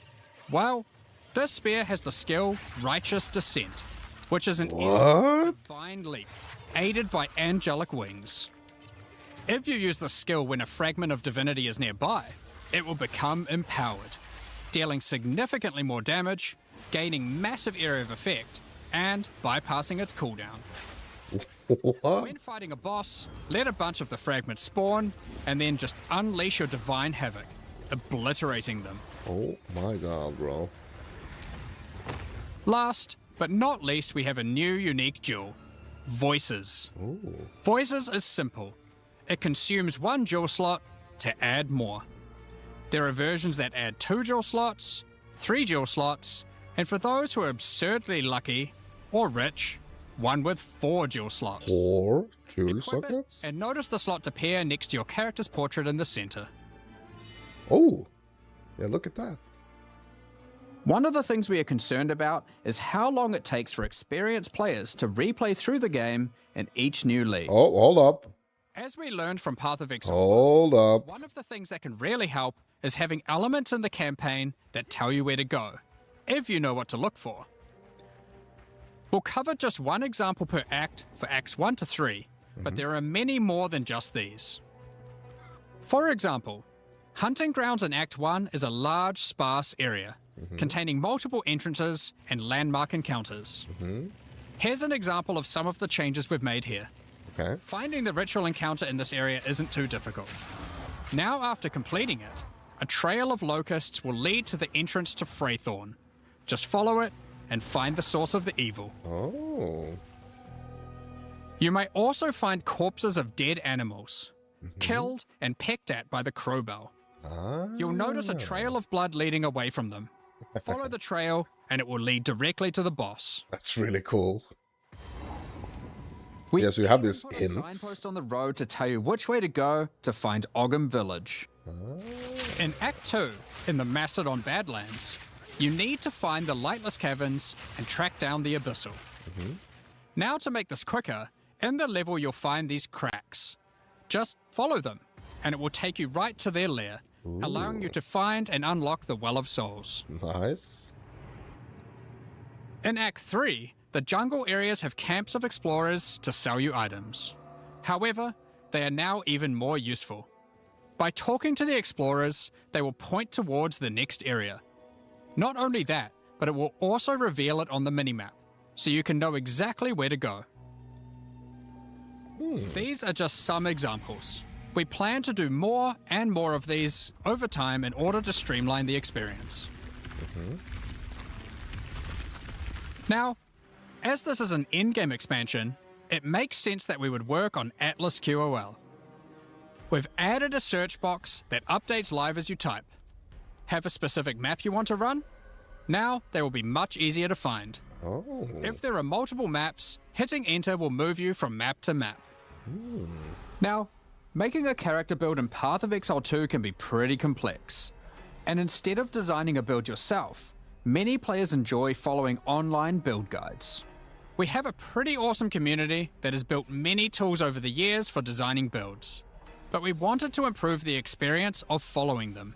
So, we are introducing a new build guide system directly into the game. What? Here's how it works. Community creators who write build guides can now create a new file format, a build file. Once downloaded, the builds appear in the in-game client, and selecting one will show you everything you need to know to make that build. What? So you can see all the passives you need to allocate, ascendancy points you need to take, skill gems you need to equip, and recommendations for all the support gems you need to use as well. For items, What? the build designer can specify which uniques to use in each slot, or if needed, just add some notes to the item slot to say what kind of item you need. In fact, build creators can add notes to just about any of these areas, Well, what the heck? allowing them to explain different trade-offs in context, or just give more info about how these things should be used. They can also give level ranges to each element, allowing recommendations to change over time. Great for builds that need to respec after they reach a certain level. Now, all of this is written in a standardized build format that creators can use, and we imagine that a lot of community build tools will be updated to add support for this format. Now that we have trade market searching built into the in-game client, we have added the ability to price check items you can find more easily. What? Control-Alt-clicking an item will now search for it on the trade market, showing you the current prices. For rare items, it's handy to exclude some mods, so we added the ability to enable and disable each mod so you can see what effect each one has on the price. Oh, wow. Next up, we're going to be talking about the new supporter packs for Return of the Ancients. What? Today, we're launching 2 new series of supporter packs. Okay. The Blood Reaver and Divinity packs. Oh my god. Each tier contains the pack's full face value in points, alongside several exclusive microtransactions.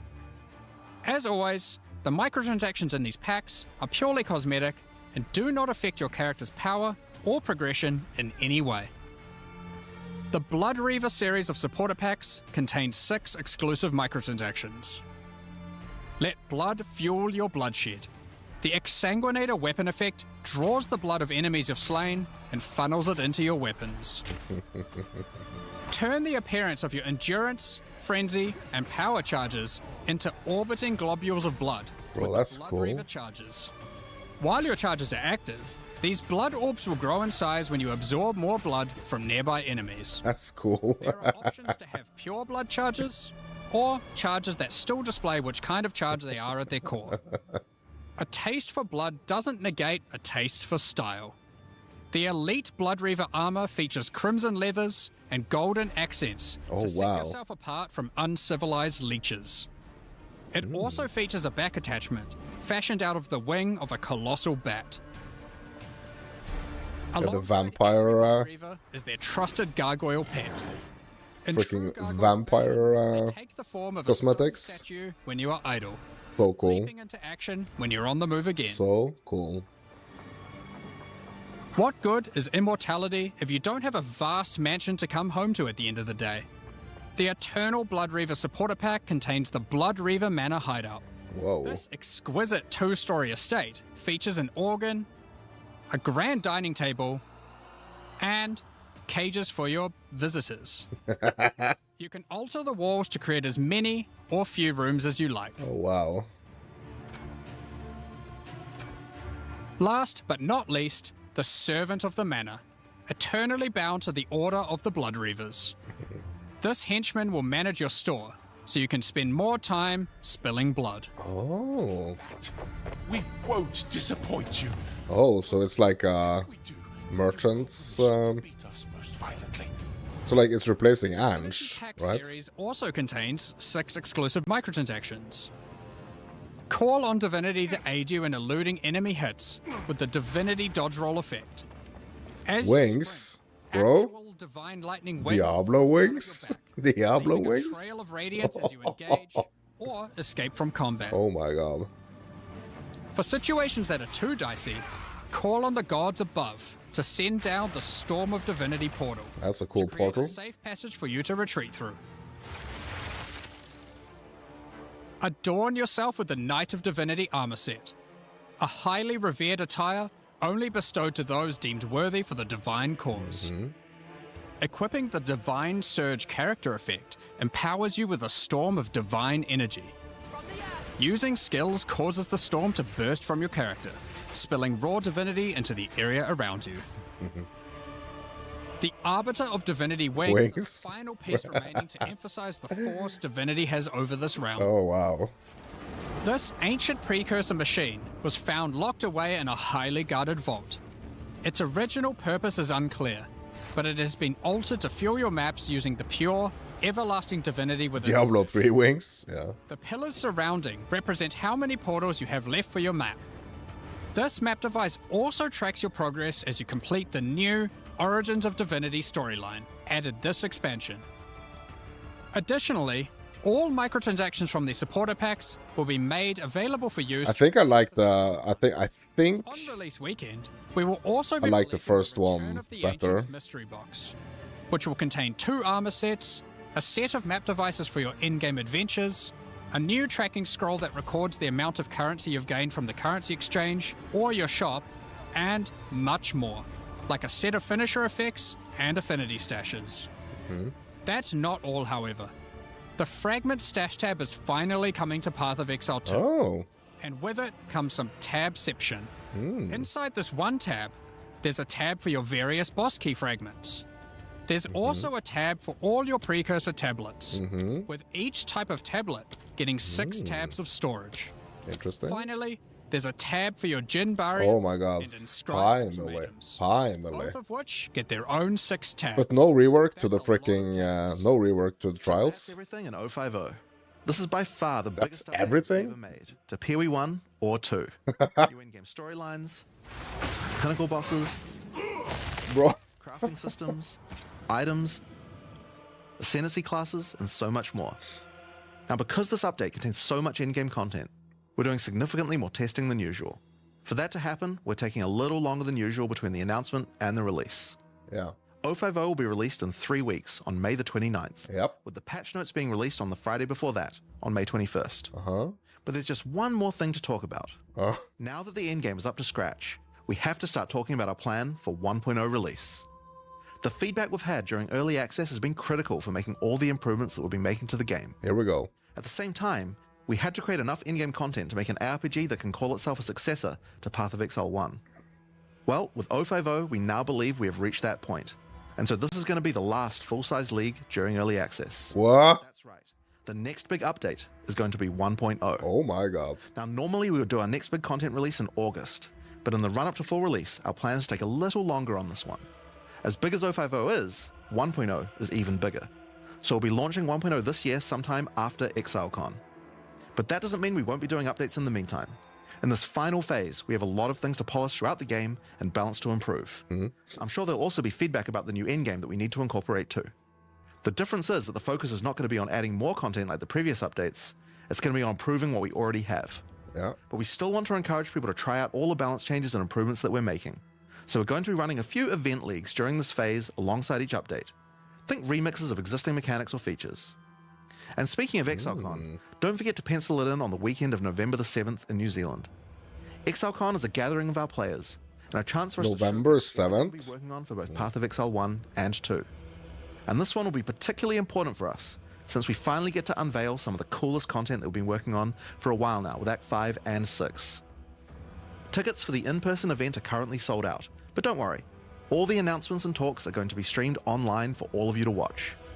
Now, I'm personally so excited for this. This is the year that PoE 2 comes out. The campaign is finally finished. It's been 8 years to get here, but we're finally near the finish line. And with that, it's time to move on to our live Q&A. Yeah, okay, so now we got the live queue. Bro, oh my god.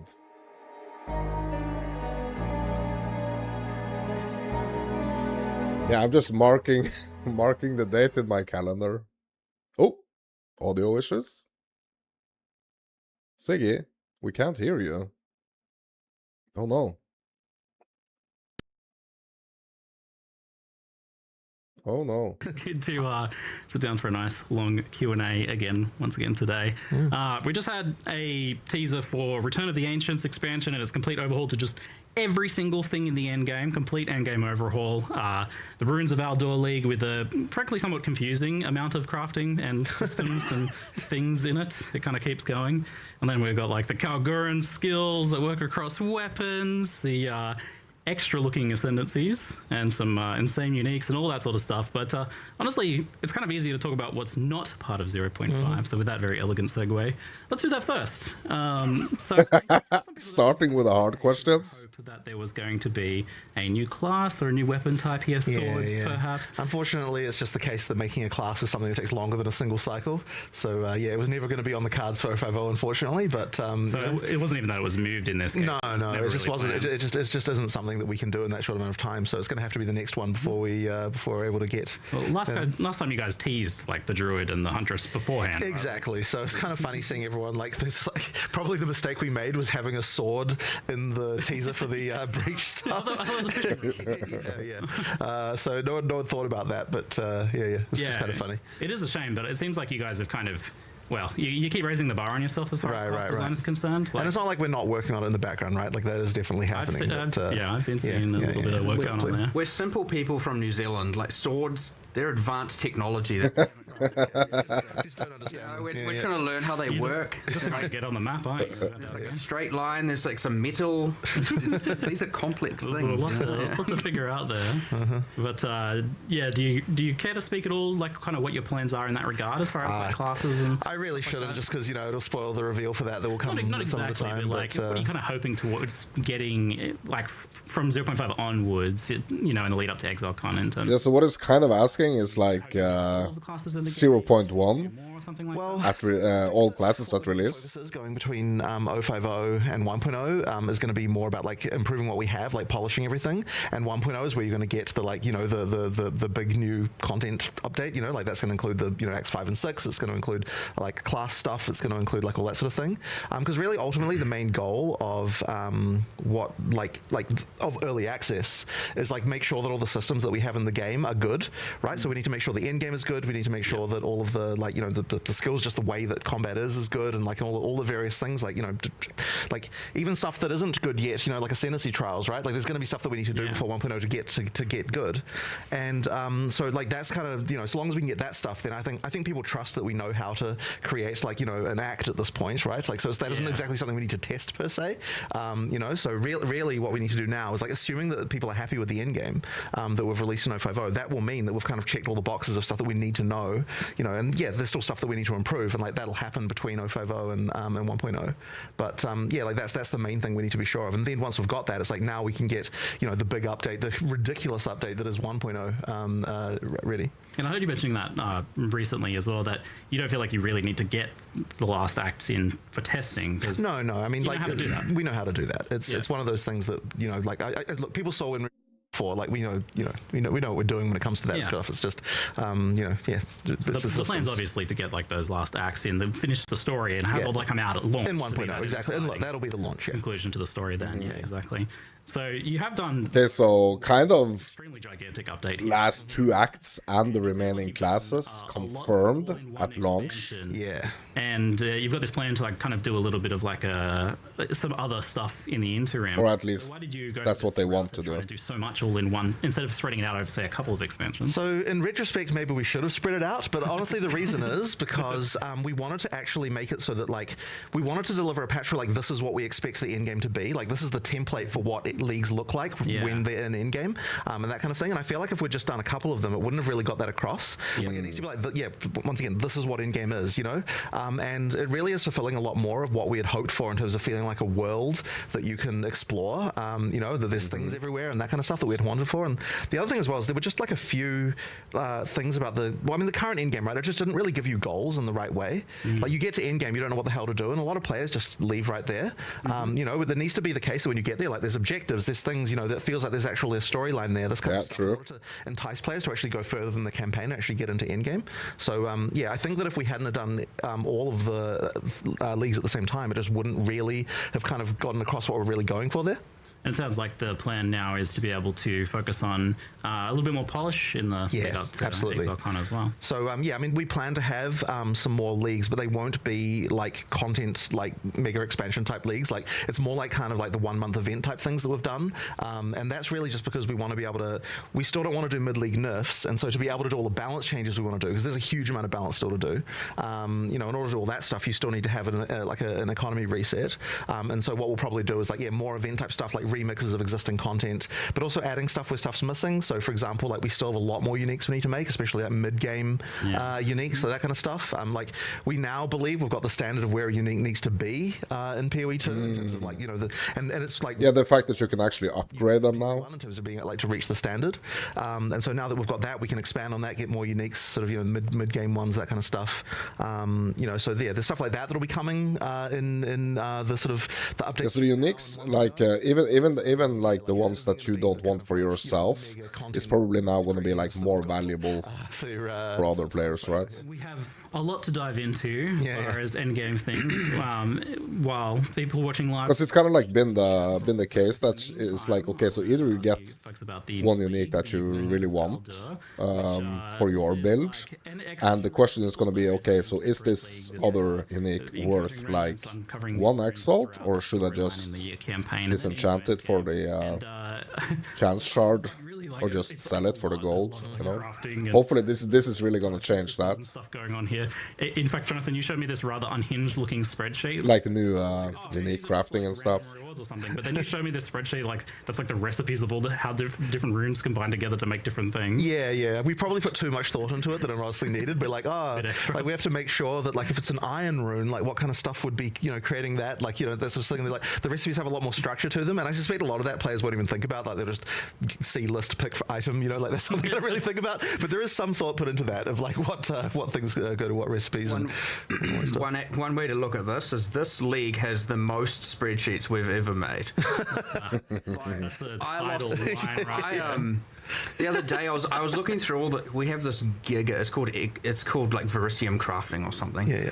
I was looking through all the tabs and I was like, I was on like the 60th tab and I was like, the heck is this?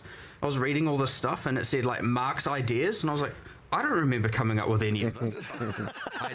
There's just like pages and pages and pages of crafts and stats and just like honestly I've lost the plot a little bit with respect to how many like different things we've made and like it's honestly just been crazy. Idea writing. Some of the rune stuff is like also super bizarre. Like, okay, what's like? I don't even really understand that rune that's got to do with uniques. Like, what's going on with that? It's called Olroth's Legacy. And it's a rune that you can place in Ezomite and Kalgurin uniques to destroy the unique, and it takes one of the mods off of it and creates a unique rune. What? With a slightly more value sometimes, because obviously, and then you can put that in the same item class of a. I don't even know about this system. Systems just keep coming out of the There's just so many crazy crafting things going on, but it was kind of like that's so cool though. We're like, okay, we've got Kalgurins. Like, what more crafting and magic systems would Kalgurins have, like that would be different than the stuff that's going on in Rayclast? And so you know, their whole magic system is based around like this star metal that they have Verisium, and then they like the you know, words give it power and so on. So we're just kind of thinking, we're using that as inspiration for all the different crafting things you have. Blue shapes. Yeah, all the blue runic shapes and everything. So it was just a lot of little nuts on this. Yeah, we went definitely. So there's so many crafting things. Like in fact, there's even more crafting stuff we had. Like, there were entire crafting benches that we have designed and practically like 80% implemented and then discarted. Like, just, wow. We can do this or some other way. Exactly. Cool way. Yeah, so like because I saw that there's like, oh, you can bench craft a thing and then it changes the unique and it has a new modifier, but now you've also got a rune that steals modifiers off uniques as well. That's so cool. Why not? Why not? Right? It's so cool. Making more work for yourselves these days. So I think like the way I'm gonna have to approach this is that like I'm gonna have to like kind of try to because of that monk ascendancy. Now every understand like all these new systems, all these like updates to the new systems, and kind of focus on that instead of like focusing on like totally new crazy builds. I think that's kind of like how I want to, how I need to approach it.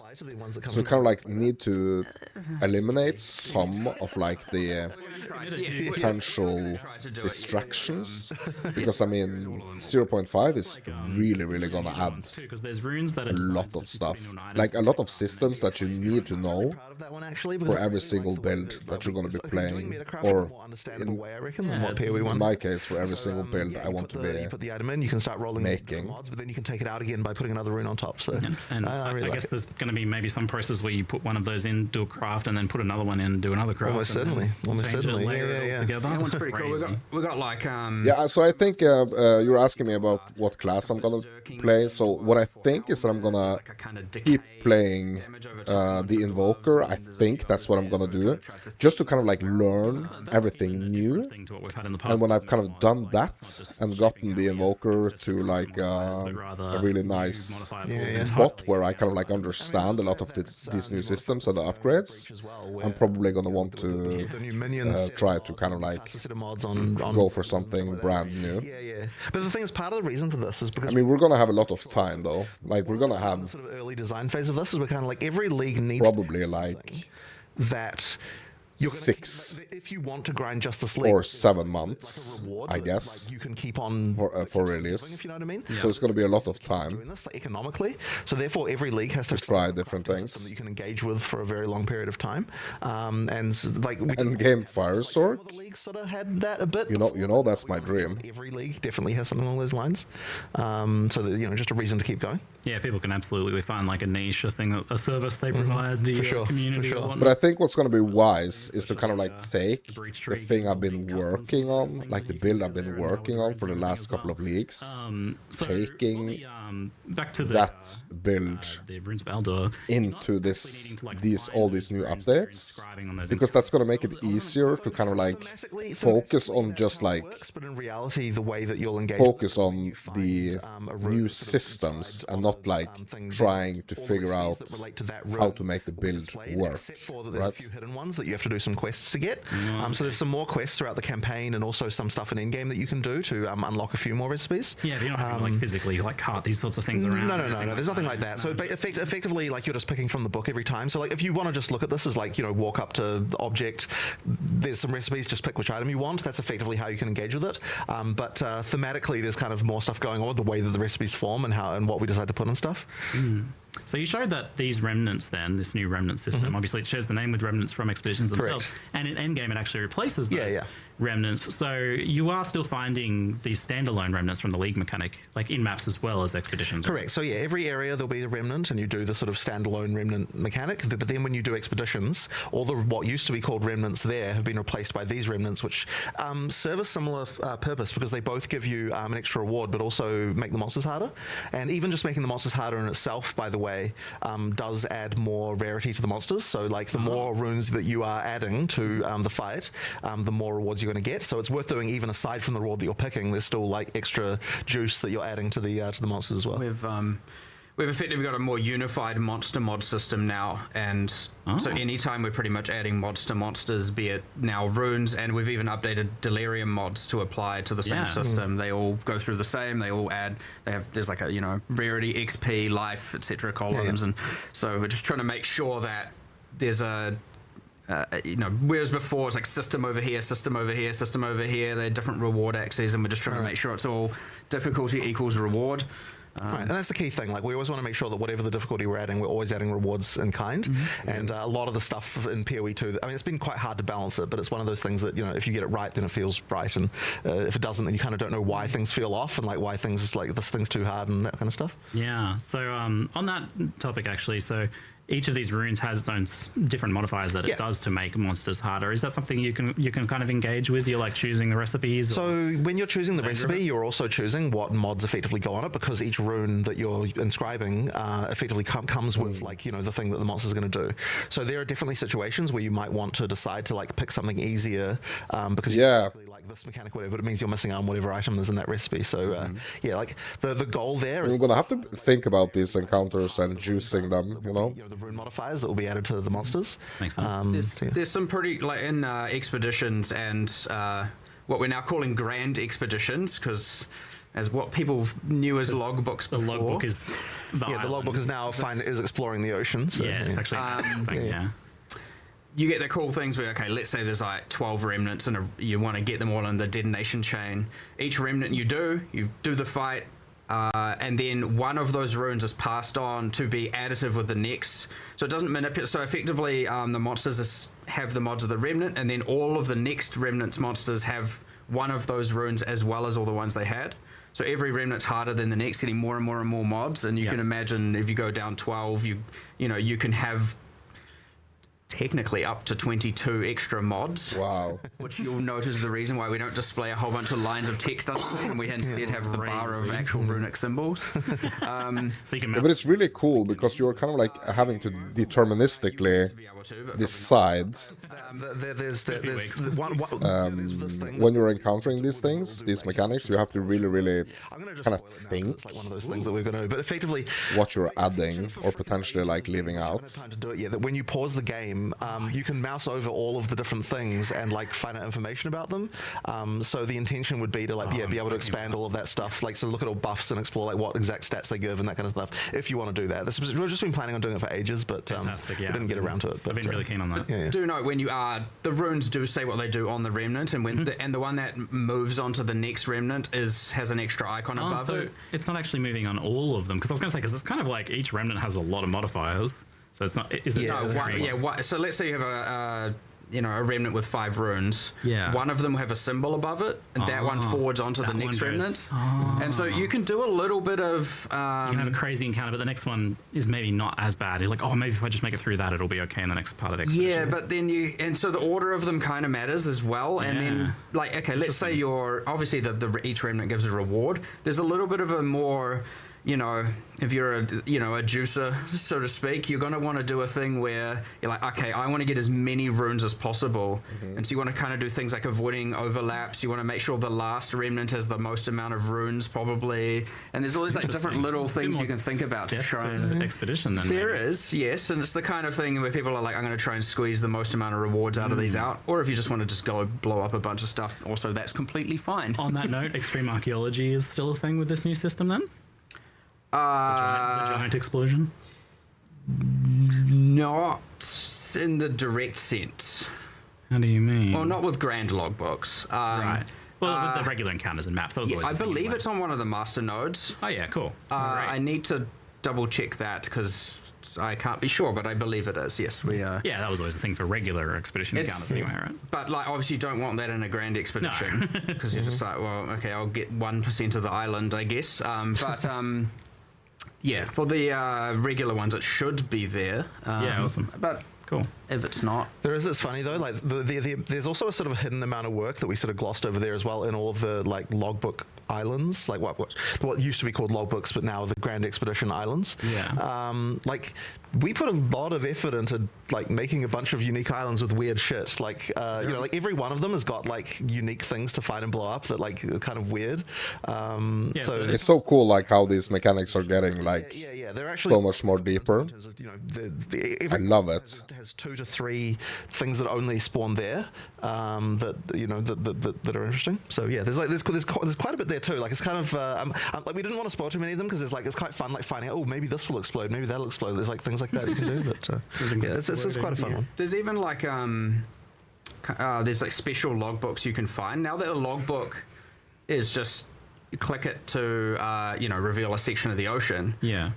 We have one that you can get that you can turn on, and then when you click it, all of the islands revealed have extra modifiers on them, like expedition themed modifiers, so like more explosives, more radius, and a whole bunch of stuff like that you can get in late game. Yeah, I guess kind of somewhat filling the role of how towers work in the rest of the Atlas as well, but for the islands. Like But an then AoE craft of maps. Yeah, Well, yeah. But then you also have ones that reveal like guarantee. Olroth will be there, for example. So it's like a little bit, which is a way to trade for like then getting Olroth kills. Spicy. Of course. Nice. And Not that yeah, you can always, of course, just trade for like the pinnacle boss keys themselves. Anyway, so, yes, yeah. But He's not the fake pinnacle anymore.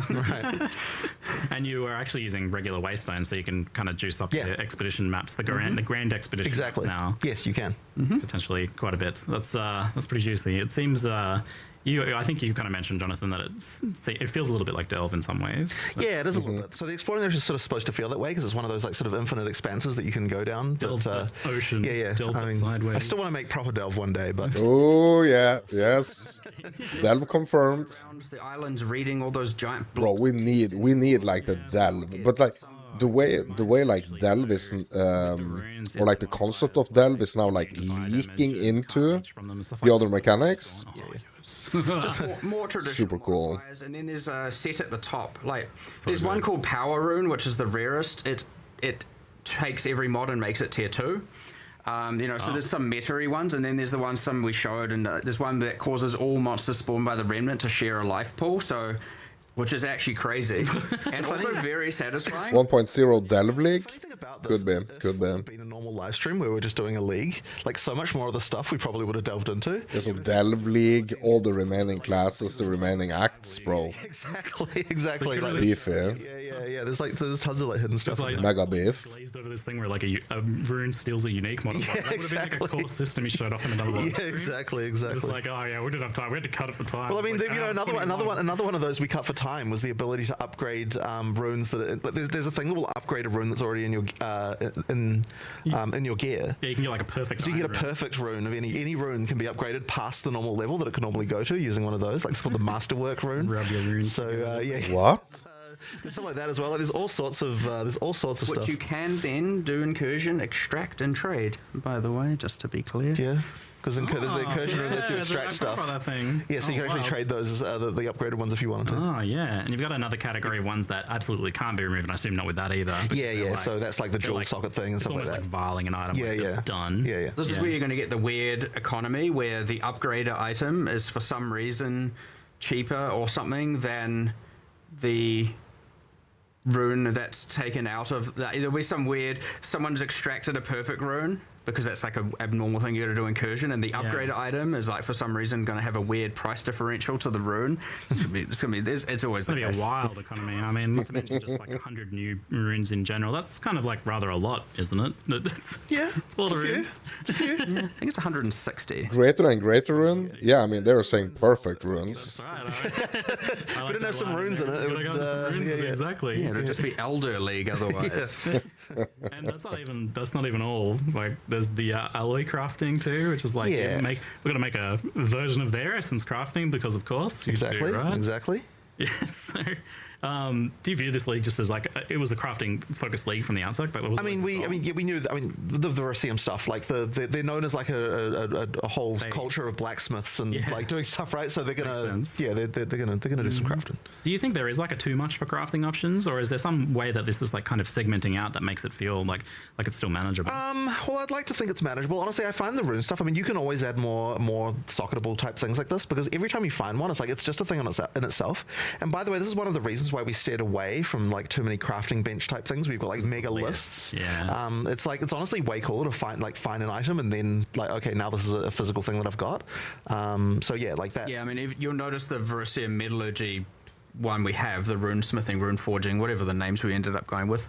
It's just, here's your input, here's your output. Exactly. That's it. So that one can be simple. You don't need to have the giant. And I think that the giant lists are part of what scare people off from crafting as well. Yeah. So I think doing it the way we've done it here is honestly more new player friendly than the kind of than the giant list you feel like you need to understand when you see it. Yeah, But of course, as these things go core, we'll see what works, we'll see what doesn't Yeah. work, we'll see what worked in endgame and didn't, because again, once the things are core, how they appear in the campaign, you don't know. Maybe these things work really well in the campaign and need to be pulled into a system that's more campaign friendly without having to have remnants in every area and stuff like that. So it's always nice to keep an eye on that and see what works, what's good for onboarding, what's good for campaign progression, what's all of that kind of stuff. I mean, honestly, all of this stuff, if you're using it all, you're going to be significantly more powerful in the campaign. We have a bunch of, Yeah, so if you use all this stuff, you're gonna be like you understand the systems. campaign that you can get I mean, from the obviously that's gonna be like a little bit of an onboarding, like Mark says, like understanding the different new systems. There's But, like, for bows that gives you This can potentially like make your campaign like that. It's not like that's end game. a lot faster, right? You just need to understand how to incorporate these things into your build. Till late because it depends on how many you get and all of that. But the power is there if you need to use it and if you want to use it. So it's kind of up to you. And if they're abundant enough, go free. And But to go back to your original question as well, we do sort of want to make sure that each of the crafting systems does like have specific domains most of the time. Yeah. So in the case of the Breach one again, like that's about jewelry crafting. If you're into, like these specific things, and in particular, you've got the caster and minion stuff as well. Yeah. So you're kind of looking at that, and you're like, okay, like if I need to cast, create some minion jewelry, then like this is the league I'm playing. But then if I'm not having to create that, then I don't have to necessarily understand that one. So we do try to like. That's interesting, but I it's not like for every single item. don't know if like you have to know about every crafting system. Like there are specific ones that can help with specific areas. Yeah, okay. yeah, so you need to understand the different areas that are actually going to help you with your This was actually one build, of those things we discussed way basically. back in the early days of PoE. So it's going to be all about like learning these new systems, understanding these new systems, segregation of the different crafting systems and for like developing Yeah, exactly. further So you've also new got builds also in the crafting future. systems, 'cause we're not- Also, obviously, like upgrading the current builds that so I'm you can use already Reforging to upgrade working on, items, but unique items correct. to like increase their understanding the systems. I don't, give maybe some armors new rolls with yeah, understanding the systems for like future. This is like another route builds. for modifying uniques, which you've been doing a little bit experimenting a bit more. I think there is a little bit of a difference. Like I don't know yet, but it seems like it's a little bit different between like the Genesis tree in PoE 2 and PoE 1. Like that is that I would really love to have like also the extra limbs For you to tell that we had in PoE 1 from the Genesis tree. Oh, yeah. for the weapons, it's mostly about increasing the base damage to make it so that a low level unique can actually be something you can use in endgame. Yeah. Yeah. Because there's obviously a lot of uniques there that are interesting, but not viable for endgame because they just don't have the damage.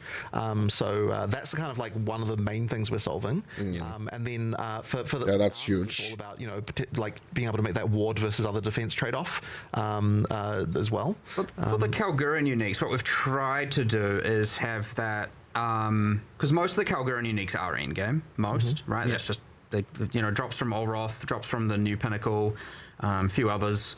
And we've tried to have multiple outcomes for them, and you don't get to pick. So, for example, there's a new shield being added, and it is a strength dex shield, so armor evasion, and it comes with raised shield, and it has some mechanics around that. In the Verisium bench, you can put it in, you can craft, and it can turn into a full ES base, a full evasion base with parry, or a full strength base with raised shield. So you can, if you'd want to get away from it being hybrid, and like that's just one example. Now you might have to fuel them to get the one you want. Deal with it. But for all of them, that's kind Tread of for the it. idea. Some are just mods, some are a bit more transformative. There's just like, okay, there's a weapon, and one of the outcomes might be that it's just higher damage, slower speed. One of it might be that converts all of its damage to lightning, like it's got a Tempest theme. One of it might be that, there's like just a whole bunch of different stuff like that, and like some of them are a bit more niche, some of them are a bit more spike. But the idea is that we're going to try and aim for 3 different outcomes for every Kalguran unique. There are some other niche cases. I don't want to like spoil them because by the way, there's more crafting things. I'm just not going to tell you because they're secret. Okay. I'm getting all my secrets in, but I hope people can find them out and enjoy it. But yes, there are some other things as well that are a bit more out there. One that isn't so secret, but like there's the kind of the questions of like what happens if you try and add runic ward to something that has no defenses to begin with. Tabula rasa. Things where it's like, what happens clever. if you convert nothing into something? So Divide by 0. and then there's some other weird cases as well. So yeah. Interesting. Well, there's going to be a lot of exploration and Yeah. tinkering, and it seems like a long tail of discovery for this league as well. Yeah, Some absolutely. people might be still discovering stuff. So Yeah, that's cool. it's pretty exciting to hear. It's very beefy. Uniques in general, like I think this crafting, the ability to modify uniques, change how they work a little bit, has been pretty popular. Do you feel like, are you worried at all about like losing the identity of uniques, or what makes them unique, or what is the feel of a unique, or do you have kind of like an idea of how you can maintain I them? think that it'll be possible to break that, but I don't think that we have here because at the end of the day, Good question. Still like each serving a specific purpose, and that is different from rares and how they work. So I think it is okay. Like, what I wouldn't want to do is just be like, oh, now a bunch of rare mods can spawn on uniques. Like, I'm not a fan of that at all. So as long as we're not doing that, I think it's okay. I mean, like, we do push the boundaries. Even just the fact that uniques have socketables that go in them kind of changes things a bit. But I think a lot of the time when you do that, you're not really looking at that as like the unique has got random mods. It sort of feels more like it's just an extra place for things to go in your character. So I think it still works in terms of the flavor of what a unique is supposed to be. Yeah, it feels like a separate layer. I guess a lot of the time you are changing one unique modifier for another unique modifier that's like a twist on the original concept, so it still retains that identity for sure. Quite a lot there as well. So kind of like transitioning. Oh wait, first I did want to ask about the Runic Ward thing. So Runic Ward obviously has undergone a bit of a redesign, a bit of a concept change here. It's now a layer under your life. How did you arrive at this design? Kind of what's the reason for it? Well, once again, we were thinking, okay, we want to be able to make a magic system that feels like it's fundamentally different than what you'd have on Rayclast. We were trying to think like, okay, how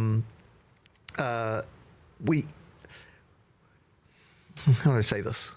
So, I feel like I've lost myself here, but like I guess it is really just coming, something that feels a little bit different. And we wanted to make colorless skills, right? We wanted to make a thing where these skills can be used across classes. So all of those skills we want to be used. But we didn't really feel like we would be able to use an energy system that wasn't independent of the existing ones that we had. Right. Yeah. And so then we're like, okay, if we make something here where you get to be able to trade some level of defensiveness for offense because you're spending effectively part of your life pool, then we'd be able to make a system there. But we probably couldn't have used life, because if we'd done that, there's so many other things that like are going on with life that wouldn't have really been able to. No changes to the passive tree though. So hence, ward. I mean, it's a completely different thing than what ward was in PoE 1. We just sort of used the term, but it means something completely different in PoE 2. I think it's just a significant upgrade from PoE 1's just like kind of one-shot energy shield. I mean, that was like hard carried by uniques. Whereas this is a way more just applicable system. Like you can just have a little bit of it, and you're just happy to have a little bit of extra life. Effectively, works way better in the campaign. Works just as more of as an isolated system, and doesn't need to have like, okay, here's now 4 unique mechanics, and now my ward is a build, which is fine. If it's all in-game, that's fine. But like you were talking about having something in the campaign here, a full league and a system we want to engage with and get some, ward league out of via these skills and whatnot. And so, it just works a lot better. One thing I should mention with the ward is that in the early base types, it's usually strict upgrades. Like if you're early in the campaign, you're not trading off anything, you just get extra bonuses. But as you get into the end game, that's where those bases start to be like, okay, in order to have more ward, we're going to be trading off your other defenses. And that means that when we finally do potentially move it into core, it's going to be like, it'll be a question of like, do I want to go for, like, it's not going to be something mandatory, because if it had just been always additive, it would have been that every single person needs to put ward on every single base type, and we don't want it to be that way in the end game. We want it to be, once it gets there, it's like a choice of like, do I want to engage with this, do I not want to? So that was kind of an important consideration there at the end. We've actually also handcrafted every outcome. So every single, like, generally how you would expect this kind of thing to be done. So what I think I need to do is I need to kind of like rewatch we've just gone and said the reveal, and I'm gonna have to like dive deeper into each one of like the new changes. Every base type. The new changes. I think that's kind of like what I have to do, because it's so much information here. Right now, I just kind of like want to watch the reveal. Base type B might have just a little bit. Just to kind of like, basically like scratch the surface.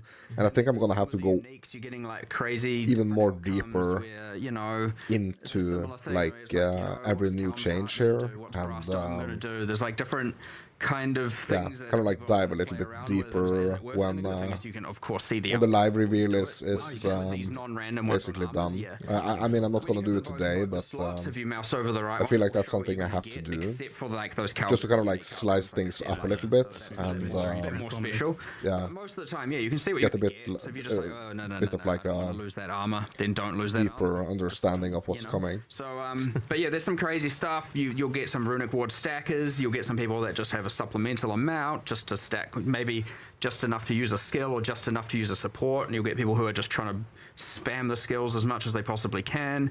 You'll have some people who have low amounts stacking higher regen of it, and like all kinds of stuff is the goal. All done via, you know, the metallurgy, the runes, different skills, like the whole suite is there, so there's just all kinds of stuff you can do.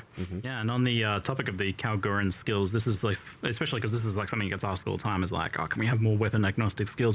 Things that kind of like blur those boundaries a little bit now that you've got those established. What's the design process or the goal, or how you're So it's a little bit tricky because, yeah, we have to make sure that these things are going to be things that can be used across classes. Like, I don't want to just be like, okay, this one's only for like, you know, one particular character, and it needs to kind of span them, and that means they tend to need to work with things like existing debuffs and existing existing buffs. I think this is a good philosophy. Sorry, they've got various things that like that just play with all of those different mechanics. Yep. So, you know, like the example we gave in the presentation of like converting fire to frost fire, like that kind of thing. Like, there's a lot of different builds, a lot of different character classes that'll be able to play with that. Yeah. And ideally, that means that it can just open up the different different ways to be able to. We need some lightning converted to fire. And then because they spend a ward rather than some other resource, it means that, you know, there's no issue there either. Yeah, potentially slot into any build and don't have attribute requirements or colors. That's the other thing, of course. Yeah, they don't have strength, dex, and attribute requirements. They just have level requirements. Yeah. So that way, you know. Yeah, the Kalgurans are a little bit more ahead of Ray class times, it seems. Oh, well. There's a bit more of a technological magic, isn't it? Yeah. It's cool that it's often the case when we add these things that can feel a bit shallow. Like, it can feel like, here's this whole new magic system, but only there's this little amount. Whereas here, I feel like we've actually gone, here's this whole magic system, like here's a taste of it, and like in some cases, like, sure, 25 skills now, we'll see what happens later, you know, and like there's things to expand on, unless they're of course terrible, in which case they never existed, you know what I mean? But I mean for the long-term health of the game.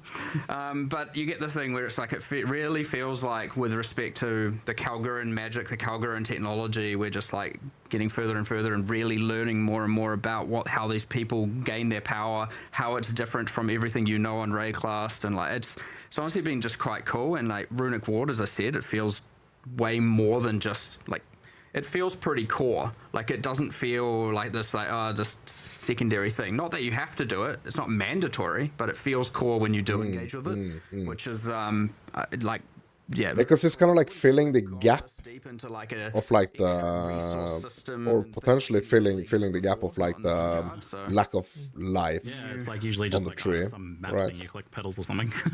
yeah. Seems a bit more engaging than that, a bit more fundamental character builds. Okay, well, it seems like that's something you would probably want to keep long term then as well, like, or just like general survivability, I guess. Yeah, if people like it ultimately. Since we're talking a lot about gear, just kind of zooming out to a bit broader picture, some outstanding issues from our last meeting. If I consult the minutes here, plus skills is often brought up as something that's has a very high level of impact on your gearing choices, and can feel for some, I think, a bit restrictive, as just because it's so much stronger than other. We did have a big conversation about that. I can't remember what we finally decided on there. Yeah, it's one of those dexterity-like conversations. Yeah. I think we are trimming a few levels off the top. Yeah, that's right. Or more so. Yeah. More so, we're trimming some off the top and moving some of it up so that there's still a high-level mod. But doing that for the weapon mods. But like, there's more to do here, for sure. I would say that given the like this league in particular, like, I remember Bro, I need one of those that hoodies. we've discussed. We need to fix. We need to do all this, and then it was like, oh, and here's the like 8,000 other balance runes and crafting systems and everything we want to do, and new classes, and it was like, new versus existing having a bit of a conflict, and we were so I wouldn't say we got to do as much of the balance fix up to a lot of the stuff we've discussed previous that we wanted to do here, but as you were talking about at the start of the Q&A, like, that is, and what Jonathan said is, that is a lot of what we want to do, you know, while we have the team making the acts. Yeah. Like, that's a different kind of balance. We don't have, you know, you're not adding runes and crafting systems to the axe Right. in the same way, Which right? means that those designers it's are a freed different up team. Yeah, so Yeah, freed up to be able to work on all of those kinds of larger balance You concerns. can pretty much do some balance leagues between We now do, and- yeah, exactly. And we do have a big list of stuff we want to change there. Like, there's a lot. it is a list. Which isn't to say that we didn't do some balance for this I one. expected you to do almost none on this one, given the scope. No, of there's what you definitely want some. to do. There's We some, actually there's have some done a few, important ones too. Which we'll cover a few of those. Got Yeah. like some Chronomancer stuff. There's we're doing a bunch of stuff, but honestly, it just is as much as we can, to be honest. Like we're not sitting idly not doing it, but yeah, like It's an ambitious project, this there's a game. few things which I assume you're going to bring up a couple others that are left unresolved, and Certainly. hopefully maybe one of them's resolved. We'll see. Well, the next one was Rarity, reprising our earlier discussions on Rarity from the last Q&A, where you were saying that you were eager to at some point remove Rarity from the I am interested in doing that. It's still a question of what we can replace it with. But there is one other change to talk about around that is a bit more subtle, and I don't know whether it will matter or not. But one of the things we identified, I mean, look, the thing people often say with Rarity is they just don't want it to give currency. Yeah. That's like a common thing Yeah. that they'll say. Like people who say they want to keep Rarity, they'll often say, "Oh, but it should. You could just remove the currency from it, and then it'll be okay." So what we were thinking about is like, there's this sort of market dynamic that goes on in PoE 1, but hadn't been going on in PoE 2 so much, where people couldn't really respond in PoE 2 to the market by like picking the reward type that they would like to get as much. Yeah, So in PoE okay. 1, it's like if currency is becoming more valuable, you can respond to that by farming leagues that give you more currency. And if uniques are becoming like more valuable, then you can respond to that by farming more uniques and that kind of stuff. So there was like a little bit of an aim here to make it so that the league's a little bit more like by picking what league you're also picking more of what types of rewards you want to get a little bit better, which can mean that like if there's a gap in the market, you can fill it that way, and that should result in like more price. We're getting total economist here right now. But it would mean that people can respond to the price signals that the market is giving them by farming the correct thing to like get the thing that like the market is valuing more right now. So we're actually seeing that phenomenal difference between the two games on like the economic statistic level. Well, or I something think where- it's not so much looking at the statistics, but just realizing that like without the ability for players to do that, it can mean that you can get endless inflation in one thing because people aren't able to respond to that by effectively getting more of that thing to drive the prices down again. So that kind of stuff actually can matter. And so one of the things we have been doing is making it so that here's a league you can farm more to get more of this thing. And like even with regard to something like Breach, because you can pick there's mods for picking what type of womb gift is going to drop more often. You can be like, okay, if currency is more valuable right now, I'm going to pick that one. That's I'm going to have that tree be the one that I'm getting more of, and that kind of stuff. So it's like giving a little bit more control over what the rewards are, which should actually lead to a bit more price stabilization here as well. But Interesting. we'll see how that works. Like I don't know whether that's actually one of the things, but it does seem related to the fact that in PoE 2, since Rarity effectively boosts everything, it meant that that mechanic wasn't letting it be one of the levers that people could use to respond to the market that way. Yeah, exactly. You were just going to do it because it was clear. Sorry, guys, for turning into an economist all of a sudden, but I like it. it's one of those things. Yeah, I like it. Ignoring the whole economy aspect, it just gives players agency to target what type of loot they want anyway, right? Yeah, for How sure. is that not just straight up just sure. better for like, here's what I need, here's what I want, I'm going to go get it, and here's the different levers I have to be able to achieve that, be it via choosing a different league, be it by choosing different multi-choice atlas tree things within that league, be it by picking a certain master and taking a certain So many new things, bro. changes the rewards. I need to do a deep dive. Many different axes here, which is very, very cool to just be like, all right, we're going to try and get the best out of the uniques today, or I'm going to try and target farm this or that, and like it's just. There were so many like points in the reveal where I kind of like just wanted to stop and react, but I think I need to do like a different stream for that. Happy with how item find stuff. Stop and react. Yeah, correct. Well, it sounds like you're still eager to replace that. Yeah, I am. Given that you can find the it's one of those things that's surprisingly hard, alongside Leech, alongside Dex and various other things What like to do with Dex bonus. the forever topics that always seem to come back and to haunt us every time. Yes, keep you awake at night. Since we're talking economy and inflation, is that something you guys are kind of like interested in looking at in some way, like sinks for exalts or divines, or kind of managing that sort of stuff, or you just kind of like see what happens? This is a weird one because some of the perceptions that people have about like what each thing means can be backwards from what people expect. But I do think that that's gonna come down to that sort of ability for people to respond to the market, I think that's going to help. But as I said, we'll see. If it doesn't help with that stuff, then we'll revisit it and see what More happens. syncs for exalts is an inevitability for sure. It Yeah, will, okay, it will that's occur at some. It just kind of has to. Syncs for divines. I don't know. Find Mage Blood, see what happens. I was like, you have something in the works for that one. I know how you do. Good luck. Yeah, wait and see with that. On the topic of crafting, are there any, with all this new stuff, are there any changes to like the existing stuff of crafting, like how the crafting systems work, the currencies work? How happy have you been with the introduction of Greater and Perfect orbs? I would just say that Greater and Perfect are too, especially Perfect is just too common. Like we're probably going to have to nerf the drop Especially rates of transmutes those. and orgs. Yeah. And because effectively it's sort of being a problem in that kind of early in the end game crafting is like probably a little bit too easy. So, But it's more about like I think it probably when you start dropping these currencies, because if you start dropping these like perfect currencies I guess the late, is that they become the norm, especially in trade, immediately, right? sure, you are kind of like there'll probably be a chance there. past that point.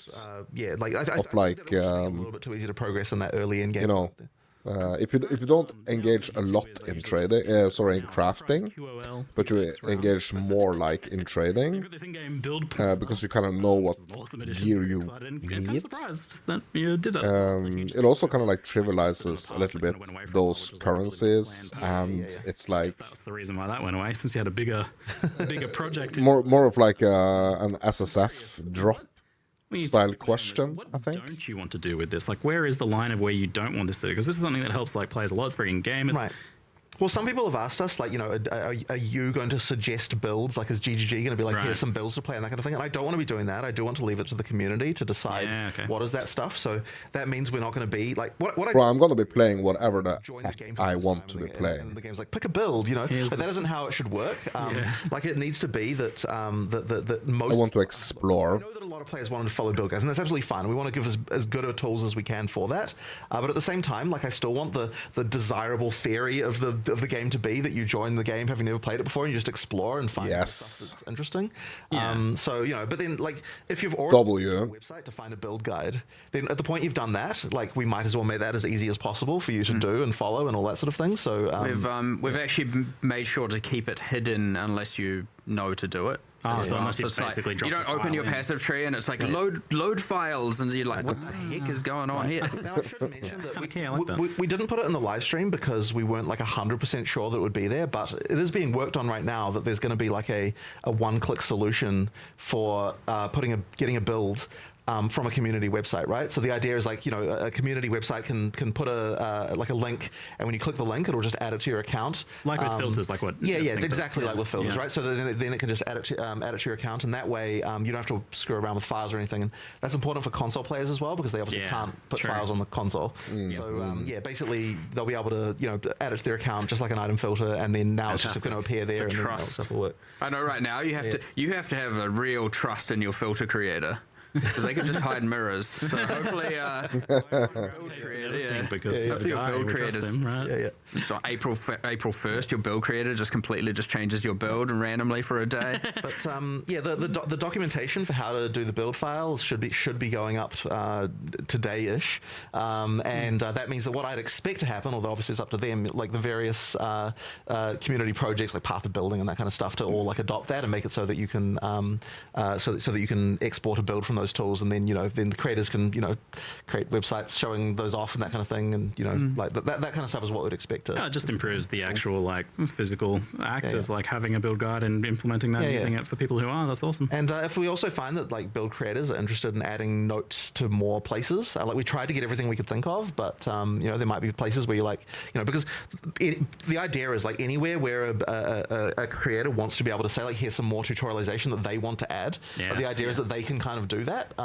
Yeah, I love so you know, like that's the sort of I I can tell people to upgrade their life flasks for life flasks that heal more life. Than the Yeah, for previous sure, one. exactly. Like the example we had in the video. Love it. Yeah. It's very true. People overlook it. Yeah. So another one from our outstanding minutes is the mouse and keyboard and controller hot swap. I know, and Always it's comes up. I have becoming to a ask. running joke at this point of like people promising it every league and then not delivering it. And the annoying thing about it is that it's one of those things that like Yeah, I'm a click to mover, there's a so surprising amount of code to do to change it. But then every time it's like the guy. I'm fine For like, you know, with it like not being implemented at the moment. UI that needs doing, and then they get derailed. But I promise this time is the time that we will get it for 1.0. I took him for the fragment tab. Sorry. Yeah, it is actually But legitimate. also not It legitimately sorry. was.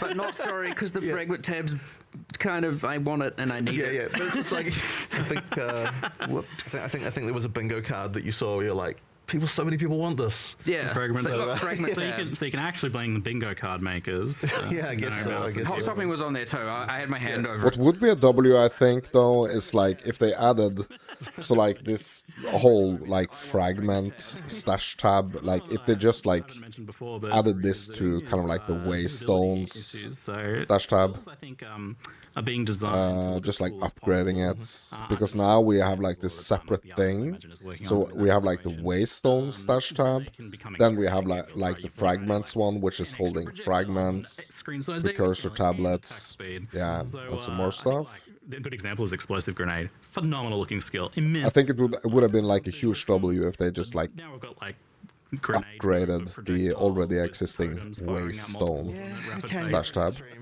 You It's, can get pretty you extreme. got to put your sunnies on, man. I know. It's funny when I'm But I streaming. mean, they you see need to the make faces, some yeah, gonna be a toss of some grenade. It's monies. one of those things where Yeah, I'm probably gonna get the supporter pack. I'm probably gonna get the vampire one. Situation with regard to effects. I mean, we do have some systems for limiting this kind of stuff, like to prevent certain particles from spawning.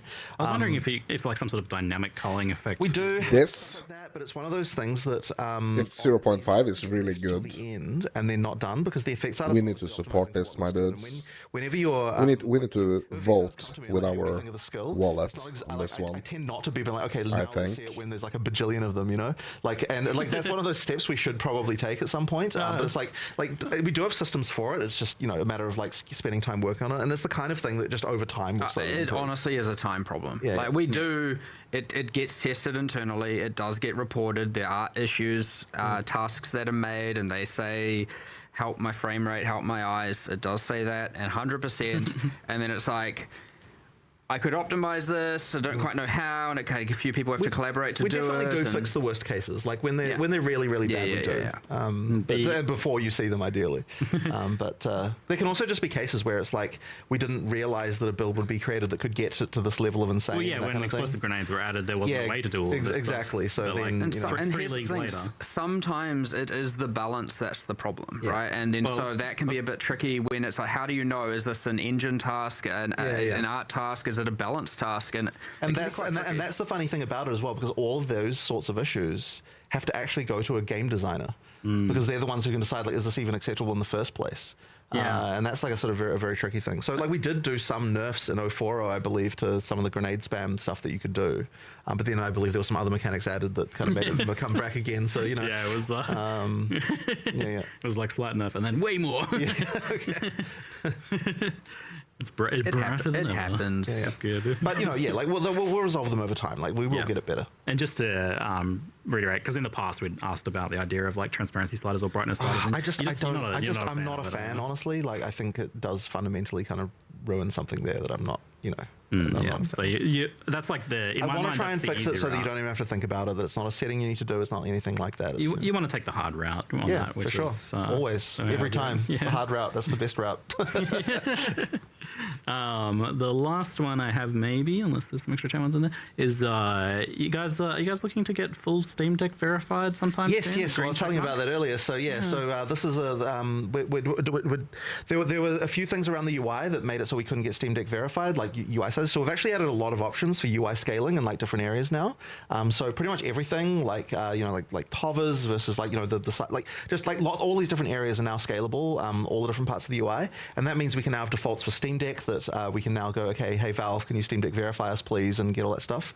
And we're sort of testing on the Steam Deck now. Like we have Steam Deck stuff internally. It's a thing we're taking seriously because we know there are a lot of people who want to be able to play it on the deck. So it is now a thing that we're I really want to make sure that by launch especially that it's like a perfect experience. Awesome. There's still some performance issues at the end game on Steam Deck, like it's still not quite there that we need to work on. But during campaign it's fine. But I'm not going to play grenades on Steam Deck. So there's like a few things there we still need to do to improve. But in terms of like the experience of like the main experience and all that stuff, it's way better now.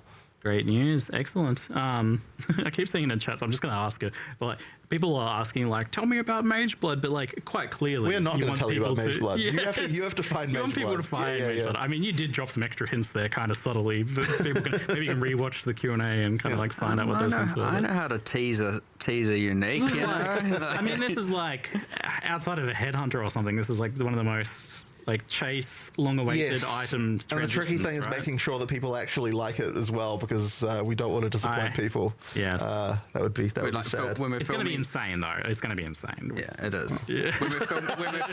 When we're filming the trailer, I'm like, you make sure that Mage Blood's on the screen for a second. You put that text there. There's one frame of Mage Blood. But it's so rare. I'm like, I don't care. Do it. Excellent. There's one for you to look forward to.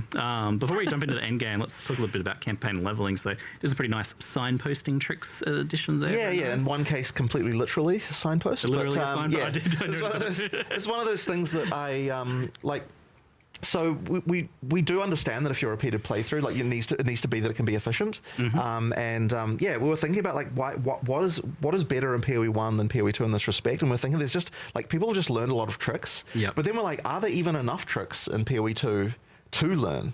Like, like we want more mastery things. Like we want it so that if you're paying attention, you actually can work out, hey, like this thing leads to that thing and all that sort of stuff. Yeah, go nuts on this. We are just going nuts on it, right? Because it won't actually affect the time it takes for a first-time player to play through, because like they're not going to know what it means. And that's the secret, isn't it? Exactly. That's the secret sauce there. And like in some cases we have shortened some stuff. Like for example, at the end of Act 2, there was like 2 areas of the cart. The Farragut cart. Now there's just one. Oh, nice. Like this, the one that there is like very slightly longer than one was before, so like it doesn't feel like a complete compromise of that, but like it is definitely shorter than what it was. There's just stuff like that all through the game, and then there's some counterintuitive things that we've done. Like in some cases, you want to take an area and that was linear and actually make it non-linear, but with wayfinding, right? Because if something's linear, there's literally only one path to go. Like it entirely depends on what your clear speed is to get from one end to the other.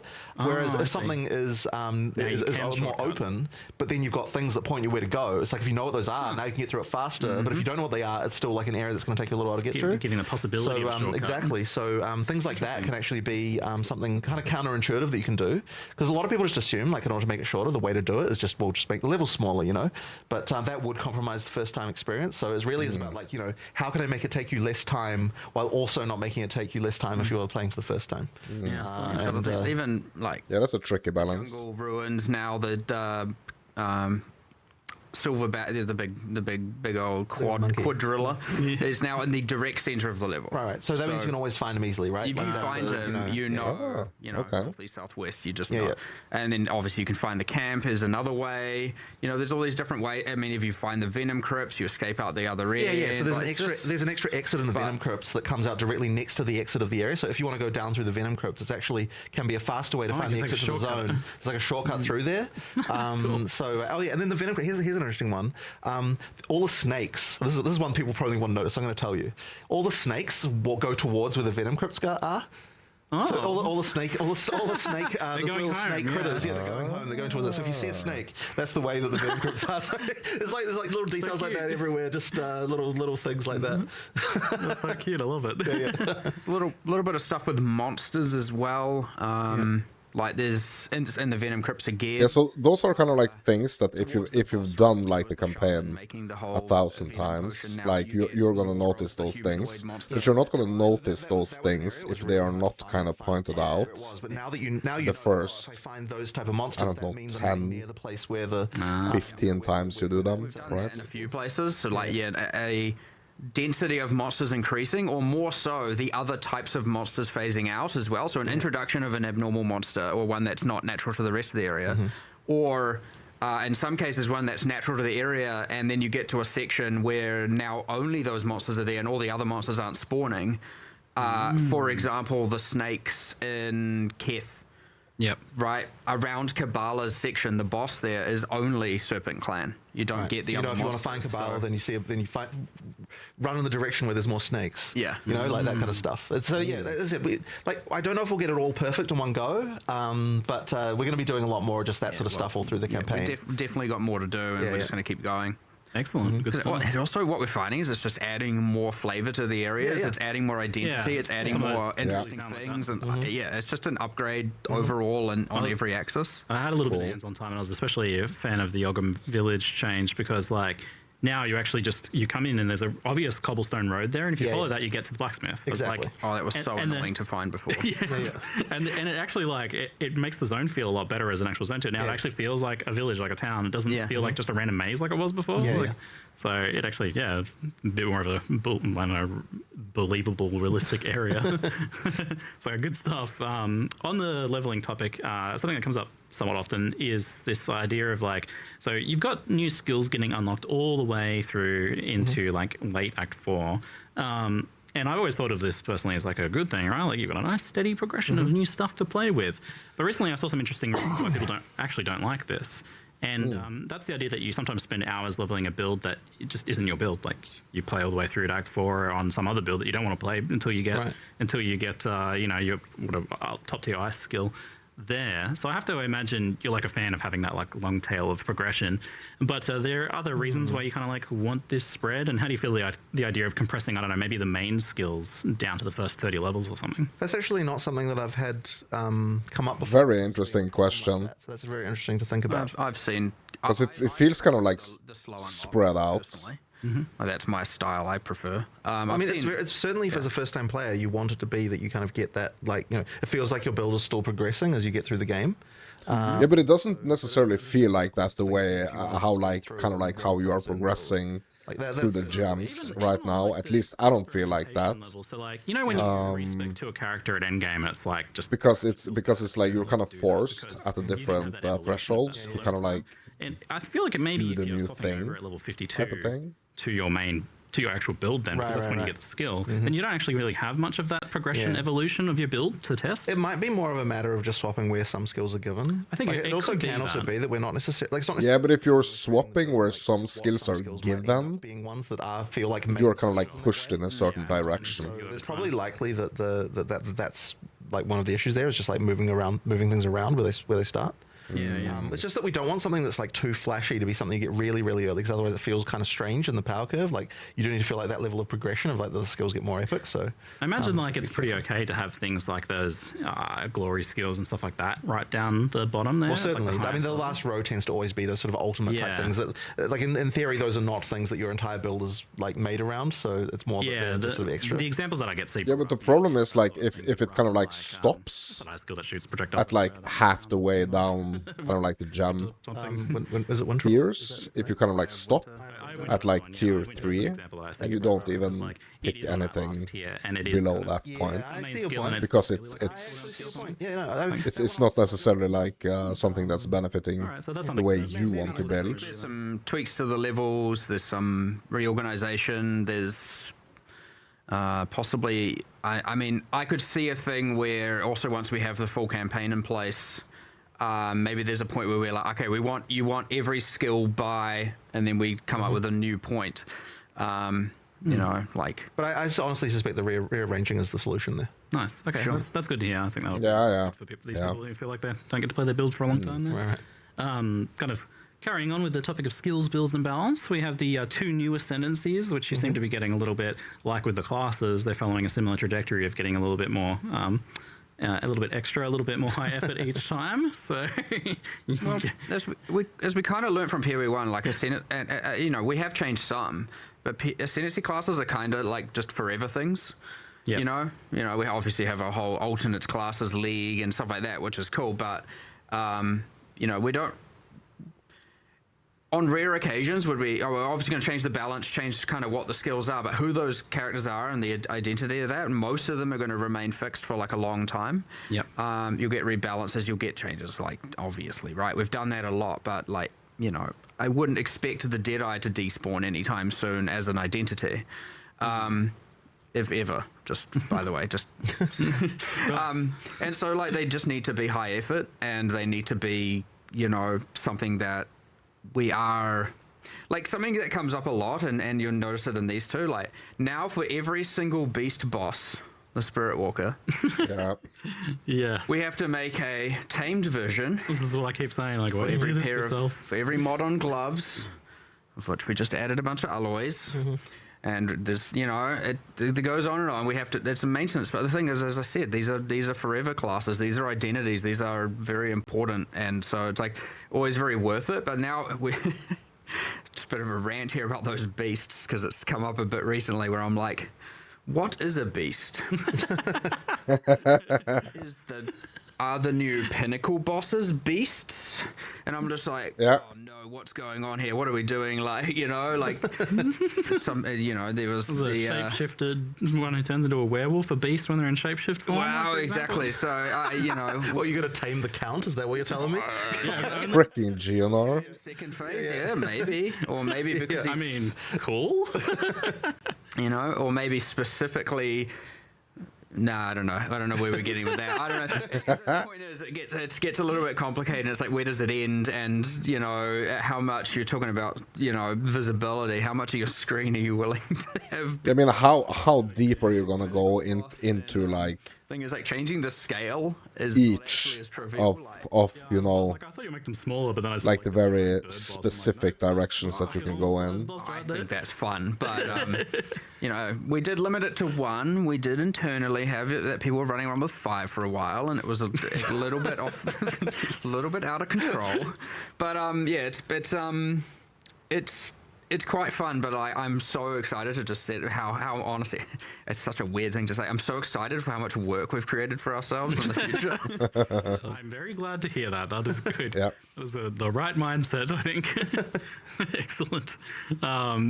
So with the Tame Beast thing, like when you get your first ascendancy, that Tame Beast gem is actually a higher level, though. Like, is this something you? Yeah, we are. We do have a thing that we're going to do about that. Okay.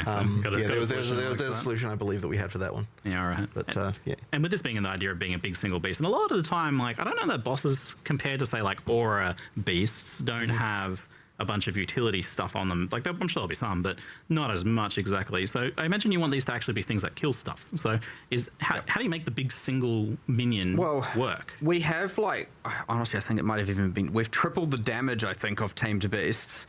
Just FYI. Cool. We're doing a few changes around that because we want, like, damaging companion builds outside of obviously just Wolf Zerg to be more of a thing. So, you know, we're doing a bunch of changes to. For example, we're trying to give them a longer revive time. The idea behind the revive time on that, which I know sounds bad, but just let me explain the thing, is that with obviously an undead build, you generally have a swarm. And so the revive time's a little bit lower, and the assumption that things are dying and reviving more frequently. Yep. Companions should be a bit more. You obviously have 1 or 2, and you have a lot fewer of them. They're more significant, so they should take longer to revive. And so these, like, uninvested aura Yeah, but you really should also feel like the potential buffs, having to invest I into think, them to keep it that alive. these companions can give you, because that's like a really, really cool thing about the taming system, is that And then for the boss, you get like the done is gone through rares that you and tame, every the single one beasts of them that you have gone, tame. Okay, are you good at stunning? Are you good at freezing? Do you maybe they have? You kind of like get the you know, the buffs stuns or thing, the maybe they effects have. of the beast We're as trying to well just on really give you. each of them Not only like something complement your the build. themes a bit. So it Yeah. isn't Like an extreme minion that's just like on your team, basically. you know, in terms of like what they can be. That would be probably kind of interesting when you are able to like tame these I bosses. mean, like now we have to completely do AI and everything. We're adding a bunch of new passives. Kind of like getting the Minions. There's obviously a bunch of uniques. some of the effects One or of two those today. bosses as well, like the buffs Yeah, and playing into that increases to certain definitely way more fun to play. Like damage types, defenses, whatever. kind of mini zoo. So you kind of like have to make a choice. On the martial artists, the So basically on every single build you should have that was quite spicy. A lot of uniques don't have like one tamed modifiers beast like that would be actual really regular cool modifiers. to So kind does of this run. work on uniques? Certainly does. Crazy. I mean, I guess it's going to be like a little bit specific to the class and the ascendancy, but basically you can do whatever you want, right? Question is, Something does it else. affect the mods? Just that like come with stimulating that are in the item. I don't ideas think for it new affects builds soccer here. Mods, no, Alright. it's So meant will- to affect every explicit mod. We talked recently about Vile Corruptions and whether or not it does or doesn't. So TBD. But yes, it does affect uniques. It is intended to affect all essence mods and alloys and all of that. But like, honestly, you will go as far as we can with these until we Yeah, because run out of you've time. got the rune modifiers that have their unique modifier pools now, so I Yep. guess you're doing those too. I was just trying to think of some uniques to talk about, but I can't remember a whole lot of specifics. Yeah, so it's one of those find out things. Yeah, I guess so. I'm wondering what happens if there's like a pair of unique gloves like grants a skill or something like that. What are you going to do with that? We generally don't touch the skills. Oh, like they'll actually stay there so you could still Yeah, you use just it have- potentially. yeah, Well, that's yeah. interesting in its own way too. Or, like, you know, we're not. Look, having to remake a skill for this is a little bit in the okay. I talk about creating work for ourselves. That's like that's not a bang for buck win. So like making a new skill of a skill for this, that's a line that would have to be very special to cross. So maybe in the future, but not right now. Yeah. Right on. So normally patch notes would be right out after this Q&A, but thankfully we're not holding that hostage today as that's coming out a week before. Yeah, so it still needs to Launch. be that it's a week before launch because there's still too much that will change between Yeah, now or and then. usually going right up until the end. If for you that. got them now, that'd be inaccurate. Patch notes in 2 weeks. Disappointed or even happier, who knows? But too much would just change, and you know. But maybe we can speak like on the bigger picture intentions, which to some extent Yeah, we've already been yeah, doing yeah. a bit. But like a classic, another minutes from previous. You've done some buffs to armor and evasion, added some new mechanics here and there. Is there any additional love for those on the card in some way, or defenses in general discussion? Defenses. So we looked at a question. couple things. Like the first thing we identified, because I'm all about like just reviewing the fundamentals. Is we're like, okay, we at some point in one of our many millions of spreadsheets, we were like, okay, here's obviously you have an expected amount of how much defense does someone have at a certain point in the game. Now that we have obviously enough players, enough statistics, we went and then had a look, and we were like, oh, people are way low, especially at say between interlude, Act 4, mid game, early end game. People's defenses are significantly lower than what we had deemed as what we wanted them to have. And you can look at that in a few ways. You can say, well, okay, people aren't upgrading gear as much as we wanted or expected. People aren't upgrading, I wouldn't say expected is definitely more of the thing. People aren't maybe taking as many defensive passives as we had expected, etc. And there are obviously many reasons for that. Some of them are garbage. But at the end of the day, right, we balance the game for people to have this much of a defense or this much EHP, and they don't have it. So let's get them to have that amount is our play. So instead of obviously changing them. Yeah, but is the ward like the bandage fix for this, or So we are generally buffing all of the base types on all of the defensive gear, on all armor and evasion. generally buffing? Up to the end of endgame, because like peak characters, there's a lot. You can get a lot. So like we've taken some of the outliers that are the things that make the end game characters have a lot of those defenses and kind of brought them a bit down. So it shouldn't be worse. It should just be the same. But relative to rares, they could be a little bit worse. But yeah, ultimately, this is mostly from Act 3 onwards, right? pretty much, yeah. So more armor and evasion is the start point. We've done a whole bunch of other stuff. Like, I mean, Energy Shield has buff to armor renovation. has too much recovery available, like too easily for recharge, and like we've done a few things. A lot of them are outliers, not necessarily all of them. So we've done a bit of changes to a whole bunch of stuff. But in particular, we're also doing like the deflection equation is honestly kind of not good enough. It's too It should be better. rewarding for very little investment, and then there's like a kind of weird thing in the formula that I was trying to figure out. Yeah, because there are not like a lot of deflection nodes, right? So you need to get deflection like all the nodes on a tree, but you also need to have it on a gear to kind of like well, mostly work, I there's guess. other things like the armor applies to elemental. Like there's a bit of it. Generally, it isn't weak, but you know, I wanted 5 clusters for it. I wanted you to be able to actually invest in it if you were in different parts of the tree. Currently, there's only like 3 nodes that granted in the strength section. It's not enough. And then all the way through to like things like the hybrid section of the passive tree, where normally you have armor in the strength section. Over here, you have evasion in the dex section, and then combined, you should have both of them on the nodes. And you do for armor and evasion, and then you have. I know, big rant here. Then you have things where like, okay, all the armor and evasion notables are like kind of hyper conditional. Some of them don't even grant armor and evasion, and so there's just like a ton of work across the board. And then those secondary defensive don't have defenses don't Yeah, generate. we need a passive tree league. Which they should. So if you're now playing hybrid, you have to double invest in the secondary axes, and so there's just all kinds of just like. Honestly, what I would establish as fundamental problems going on here just need to all be addressed. And, you know, when I look at all of them, I'm like, well, they all are just buffing it. So that's great. Awesome. Except for like a little bit of energy shield problems, and I mean, you know, other hybrid going more northeast, like we looked at all evasion, pure evasion versus pure evasion with 1,000 energy shield or more kind of thing, as in a ghost dance user. Yep. And like the differential in power of using ghost dance with 1k ES is just out of control.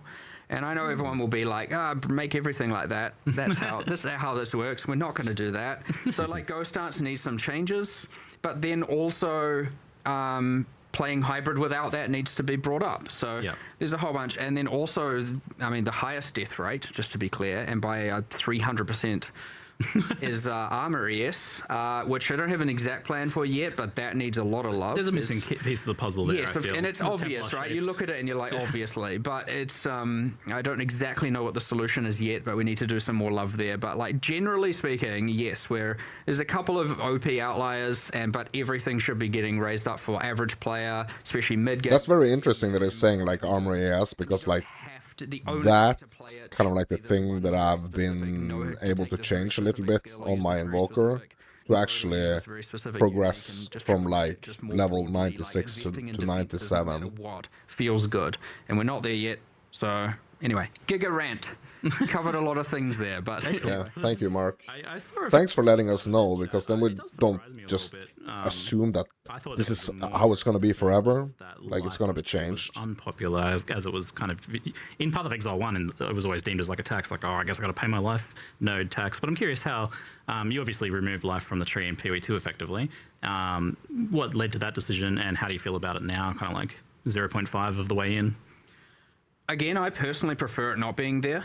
I think it makes the decisions of what I'm taking on the tree more. Yeah, but my dudes, it's getting late. I'm getting super hungry, actually. I think that will increase. I think I am less penalized for. I need some food. I also need some rest. I mean, all in all, like wow. I think it allows you to be a bit more free, but I also understand why. Wow, there is a lot of changes coming in 0.5. We're gonna have to do like a deep dive. We're gonna have to do like a deeper dive into things. But for now, I'm gonna call it. For now, I'm just gonna call it for this live stream right here. I mean, just like the initial thoughts here, oh my god, like there are so many huge changes coming to the end game, which I think is great, but there is also a lot of things like upgrades to the mechanics and stuffs that are coming to the campaign, which is, I think, it's gonna make like the campaign even more enjoyable. So if we just like learn these new updated mechanics, updated systems, I think our campaign runs are gonna be way more enjoyable,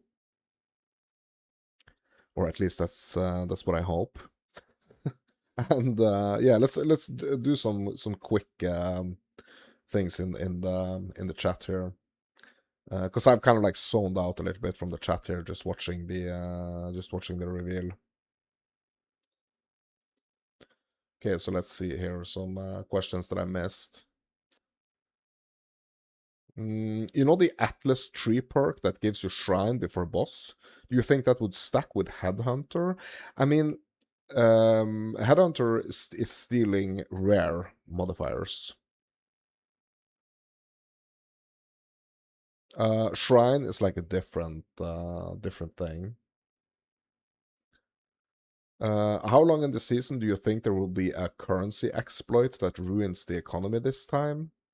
I hope there is not gonna be one, but I'm like kind of like assuming that it's gonna be like if there is gonna be like a situation like that, it's gonna be with like the very new like the new league, like the runes and stuff.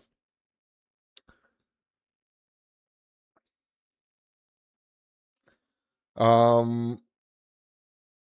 Okay. What do you think the breach rings will do to the hands, bro? I have no idea, but like I hope it's gonna be something great. I'm gonna have to dive deeper into this.